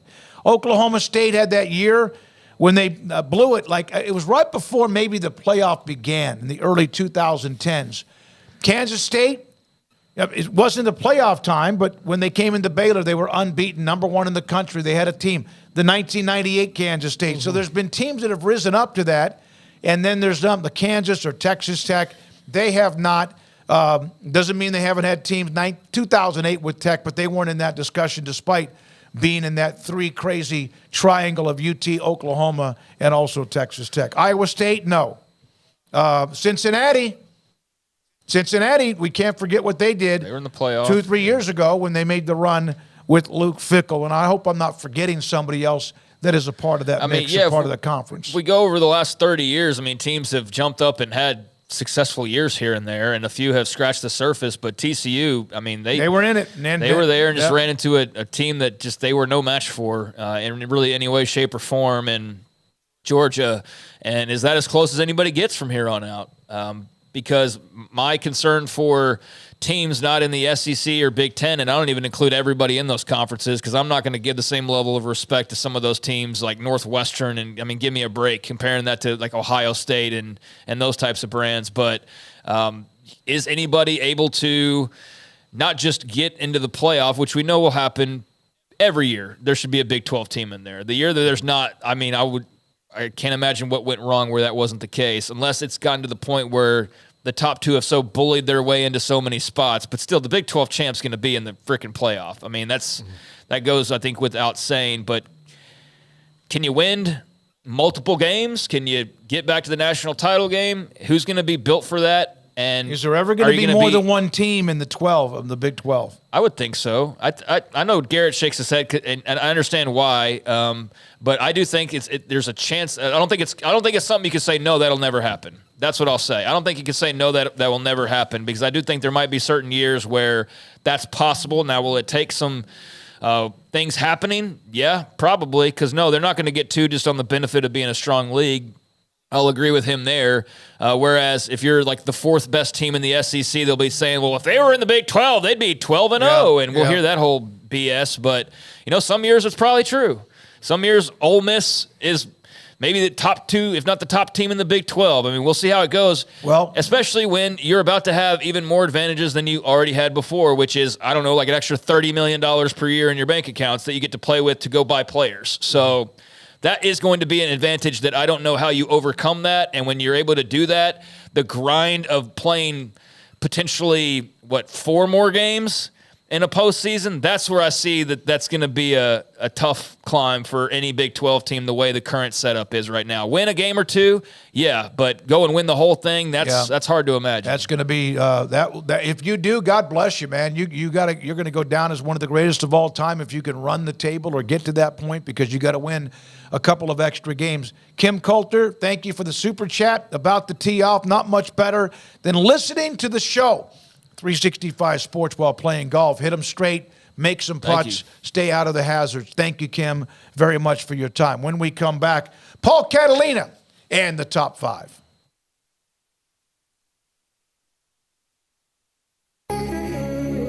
It's time for Paul Catalina's Top 5, brought to you by Texas Beef House. Where's the best beef in Texas? Your house when you order from Texas Beef House. Unleash the flavor of Texas-raised Wagyu. From our pasture to your plate, TexasBeefHouse.com. Top 5 toughest schedules of the Big 12.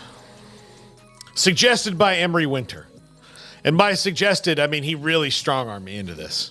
He came over, he muscled me up. It was not a pretty sight. You guys, I'm glad you didn't have to see that. You would have lost. He made you look really weak. Yeah, you would have lost a lot of respect for me. It's just, but I'm telling you about it, but it's not, anyway. Number 5, TCU. This one, look, Dave, at Stanford, we don't know about Stanford, but, UCF with KJ Jefferson is going to be interesting. Throwing a non-con game at SMU, a rivalry at Kansas, Houston, who we don't know about, but at Utah, Tech at home, Oklahoma State, Arizona, all on the schedule for TCU this year, the way it falls. That's a particularly, to me, tough run of coaches early on when you get Malzahn, then you get Rhett Lashley, then you get Lance Leipold, and then you get Willie Fritz before a bye, and then after the bye, let's see if we get somebody who doesn't know what they're doing. Oh, no, it's Kyle Whittingham. So, Josh Neighbors was on Triple Option with me yesterday, and he made this point about looking at the schedule. He said, right now you can't really look at what the teams are going to be because we really have no idea. But if you want to look at the toughest stretches, who are the toughest stretches of coaches? And that, to me, is a pretty tough stretch of coaches. Yep, that's a good one. As you were naming them up, I'm like, okay, that's got to be done. And then you bring up Utah at the end of all that. And I didn't even mention that after Utah is Joey McGuire, Dave Aranda, Mike Gundy, all back to back to back. I'm just saying, to start that out, they've got a good run of guys who've had success. Yeah, they get a late bye week, so they'll have that in mid-November and only have a couple of games after that bye week, I guess, to lick their wounds. But then that still is going to Morgantown and then hosting Utah. So, yeah, that's a pretty tough-looking schedule. I haven't had time to pour through all of these. And like you said, we don't even know who's going to be good or not. I mean, we got a loose idea, but as far as how formidable are they really, that remains to be seen. But, yeah, you can have a pretty good guesstimation on some, and so that run of coaches, like you said, and just the names there, that's a little bit daunting, but I also know that there's going to be a lot less travel involved for UCF, or at least some less travel, so that maybe plays in their hands a little bit, but yeah, that's a tough looking schedule. Yeah, so that was for TCU number 5. Number 4. Yeah. Oh, you're talking about TCU. Yeah. Shoot, my bad. I was looking at UCF. My bad. Yeah. So they got Arizona and Cincinnati, or road trip to Cincinnati to close it out. So a couple of the relative newcomers. But yeah, you're right. That stretch there in the first 6 weeks of UCF, SMU, Kansas, and Houston, and then that second leg of Utah Tech, Baylor, Oklahoma State. I mean, that's a good little 8 games out of 9 weeks that'll be interesting for them. Yeah, and again, this is without knowing what the teams are going to be. Look, for all we know, Baylor could be bad again, or they could all of a sudden all this could work. And their trend was down in 20, up in 21. Looked like they were going to follow it up, but then down in 22. And then when they followed up with last year, that was just now the trend is over. So who knows what it is. Number 4, Houston. Look, you talk about coaches. The first 2 they got to play are Barry Odom and Brent Venables, so that's pretty good right there. Look, they lost to Rice last year, and they play them, obviously. Then here's the run of coaches they have. Matt Campbell, Sonny Dykes, Lance Leipold, Whittingham, Kleiman, back to back to back to back. That is a sledgehammer of coaches, especially that. That's my word, not yours. Yeah, especially in particular after the bye for them when they get Kansas, Utah, Kansas State back to back to back. For a team that's going to be in the first year of a head coach under Willie Fritz, that is a really tough stretch between the byes. Yeah, I'm excited, though, to see Houston with a change at the top. I didn't mind Dana Holgorsen just in general following the guy and watching him, but I know when he's the head coach of your program, it's a little bit different, and so he seemingly worn out his welcome down there in H-Town, and so a lot of excitement about Willie Fritz and what he can do, and obviously the man's got some skins on the wall, and now he's got a bit more to play with in terms of resources and location and things like that, being back in the state of Texas. Not that New Orleans was a bad spot, but being back in Houston is a big deal, I think, with all the familiarity that he has and the options that they'll have down there. So, it's a fun schedule for year 1 for Willie Fritz, so I'm very excited to see how quickly he can get that thing strumming along. Yeah. Number 3, Iowa State. This one's different because they have both their byes are earlier in that their first bye is week number 3. They're the only school that has that in week number 3. And look, they play Iowa right before it, so that's probably good because that game is usually really, really physical. It's a huge rivalry game. And look, that's one that they don't usually come out unscathed, no matter how good or bad anyone's offense is. Then what really sticks out to me is even after that first bye, Arkansas State, Houston, Baylor, not teams you really know a lot about. At West Virginia is going to be tough. UCF could be tough there, but that's in Ames. Then the second bye, it's Tech, Kansas, Cincinnati, Utah, and Kansas State, but the 4 out of 5 of those to close the season, again, not knowing what Cincinnati is going to be next year at all, but just assuming that 4 out of 5 teams last year were in bowl games, and 3 of those teams in the last couple of years have been very, very good. That is a very tough stretch to end the run for Matt Campbell at the end of the season. I mean, based off last year, that first part of the schedule, they should start off pretty well, although Iowa's always a coin flip there with that game. But, yeah, I mean, really the attractive part of that schedule is that third leg of those 5 games to close the season. I don't know that you love having a bye in week 3 after Iowa, but it does lead you into The fact that you're going to have another bye, I mean, that's great. That takes away from it and makes it less painful that you're having one that early, week 3. But that's weird, and that does help lead to 5 straight games to close the season. Now, they won't be alone in that, but most teams have their bye in either the first or second week of November. So they'll be going straight through, and we'll see what kind of shape they're in health-wise. But if they're shaped up pretty well, that's going to be a potential gauntlet, but they should also be in pretty good shape, I would think. I mean, going to Morgantown, UCF, I mean, we'll see on some of those, but I don't feel like Iowa State can't pull those things off. Yeah. So really the big question marks all come in that last 5-week stretch. And if Cincinnati's good, then that throws a lot of things for a loop, because I think everybody's just kind of defaulting and thinking that they're not going to be that great just based on last year. But if they're feisty and good, then that could really make things even that much tougher for everybody. Yeah, the transfer portal changes how you can prognosticate things, because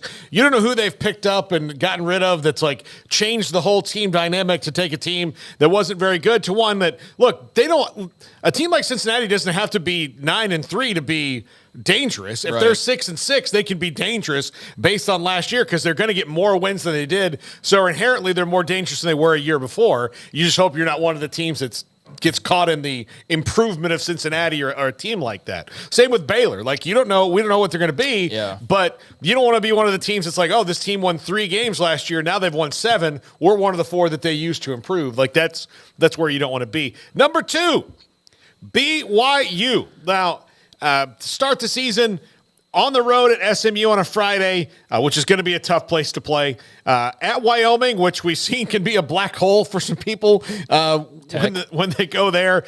Kansas State at home, but that's not a team you ever really are thrilled about coming in because of the way they play. They come here to Baylor, where they lost the last time they were here, but we'll see about that. It's after the bye that jumps out at me. You've got Noah Fafita at Arizona. You've got Mike Gundy at Oklahoma State, and a team with Ollie Gordon that's going to come right at you. And then at UCF and KJ Jefferson, before finishing out with Arizona, Kansas State, Utah, Kansas, Arizona State, and Houston. Now, those last 2 are kind of, but at Utah, Kansas, those are going to be tough. And where I don't want to play Arizona State in Jaden Rashada's second year is probably late in the year if they start to gel as a team and get confident with some of the players that Kenny Dillingham has brought in there. I would rather play Arizona State early in the season in September and not want to play them in November, because if you're worried about the upset specials late in the year, I would think Arizona State could be a team that in Kenny Dillingham's second year, weeks 9, 10, 11, and 12 could jump up and bite you. Yeah, we'll see. We'll see on that. I mean, they've got some potential, but I'm not buying into that just yet. I mean, but you do have to leave room for that possibility. I guess that's better to cross that bridge when we get there, because that's so late in the year. That's so far from now. But looking at it on paper, you aren't that worried about it, quite frankly, if you're BYU, even though it's in Tempe.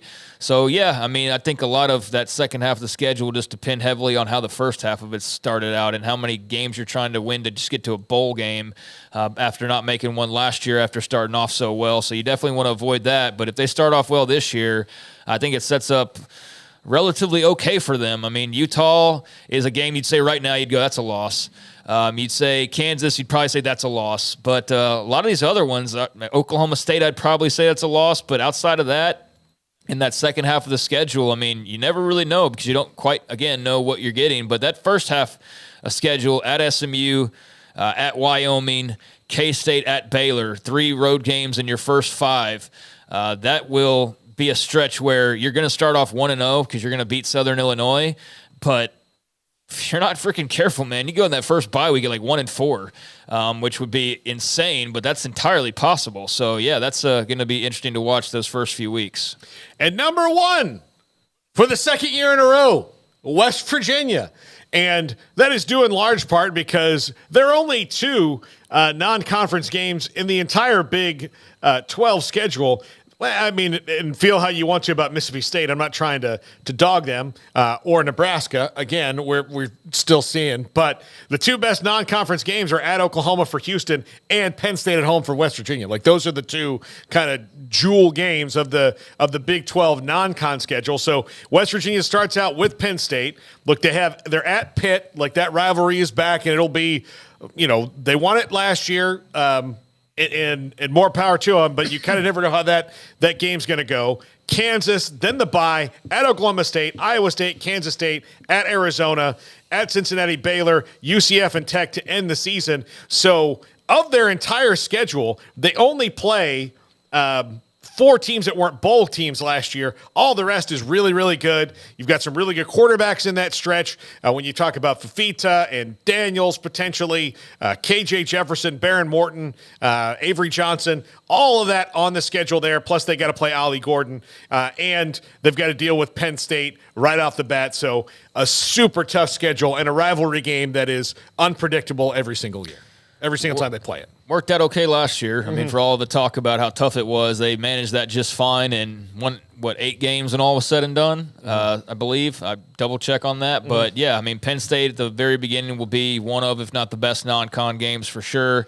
And like you said, Pittsburgh's always a rivalry game of interest, and so that one will have some extra heat on it as well. So, yeah, they'll be pretty well tested, I would think, in the first 3 weeks of the season heading into Big 12 play. But, yeah, that's a team that's got a lot of confidence, I think, going in. I don't know how hot the seat is for Neil Brown this year because last year he was clearly coaching for his job, pretty much it felt like week to week, almost. Not that he was going to get fired midseason, but I don't know. If things had gone off the rails pretty badly, maybe he would have just because the heat was turned up so hot. Now it's died down a little bit, and I don't know what the expectations are except for that they expect to be better because a lot of those guys are coming back. So, yeah, very intrigued by those first couple of non-con games, and I think that'll be able to let us kind of reset our expectations for then what to anticipate from the Mountaineers when Big 12 play hits. But, yeah, that's definitely one of the teams that you've got to throw in there when you're talking about contenders. I think that's only fair, and it's unfair to leave them out based on what we saw last year. I am now getting a headache thinking about having to do the Big 12 media poll.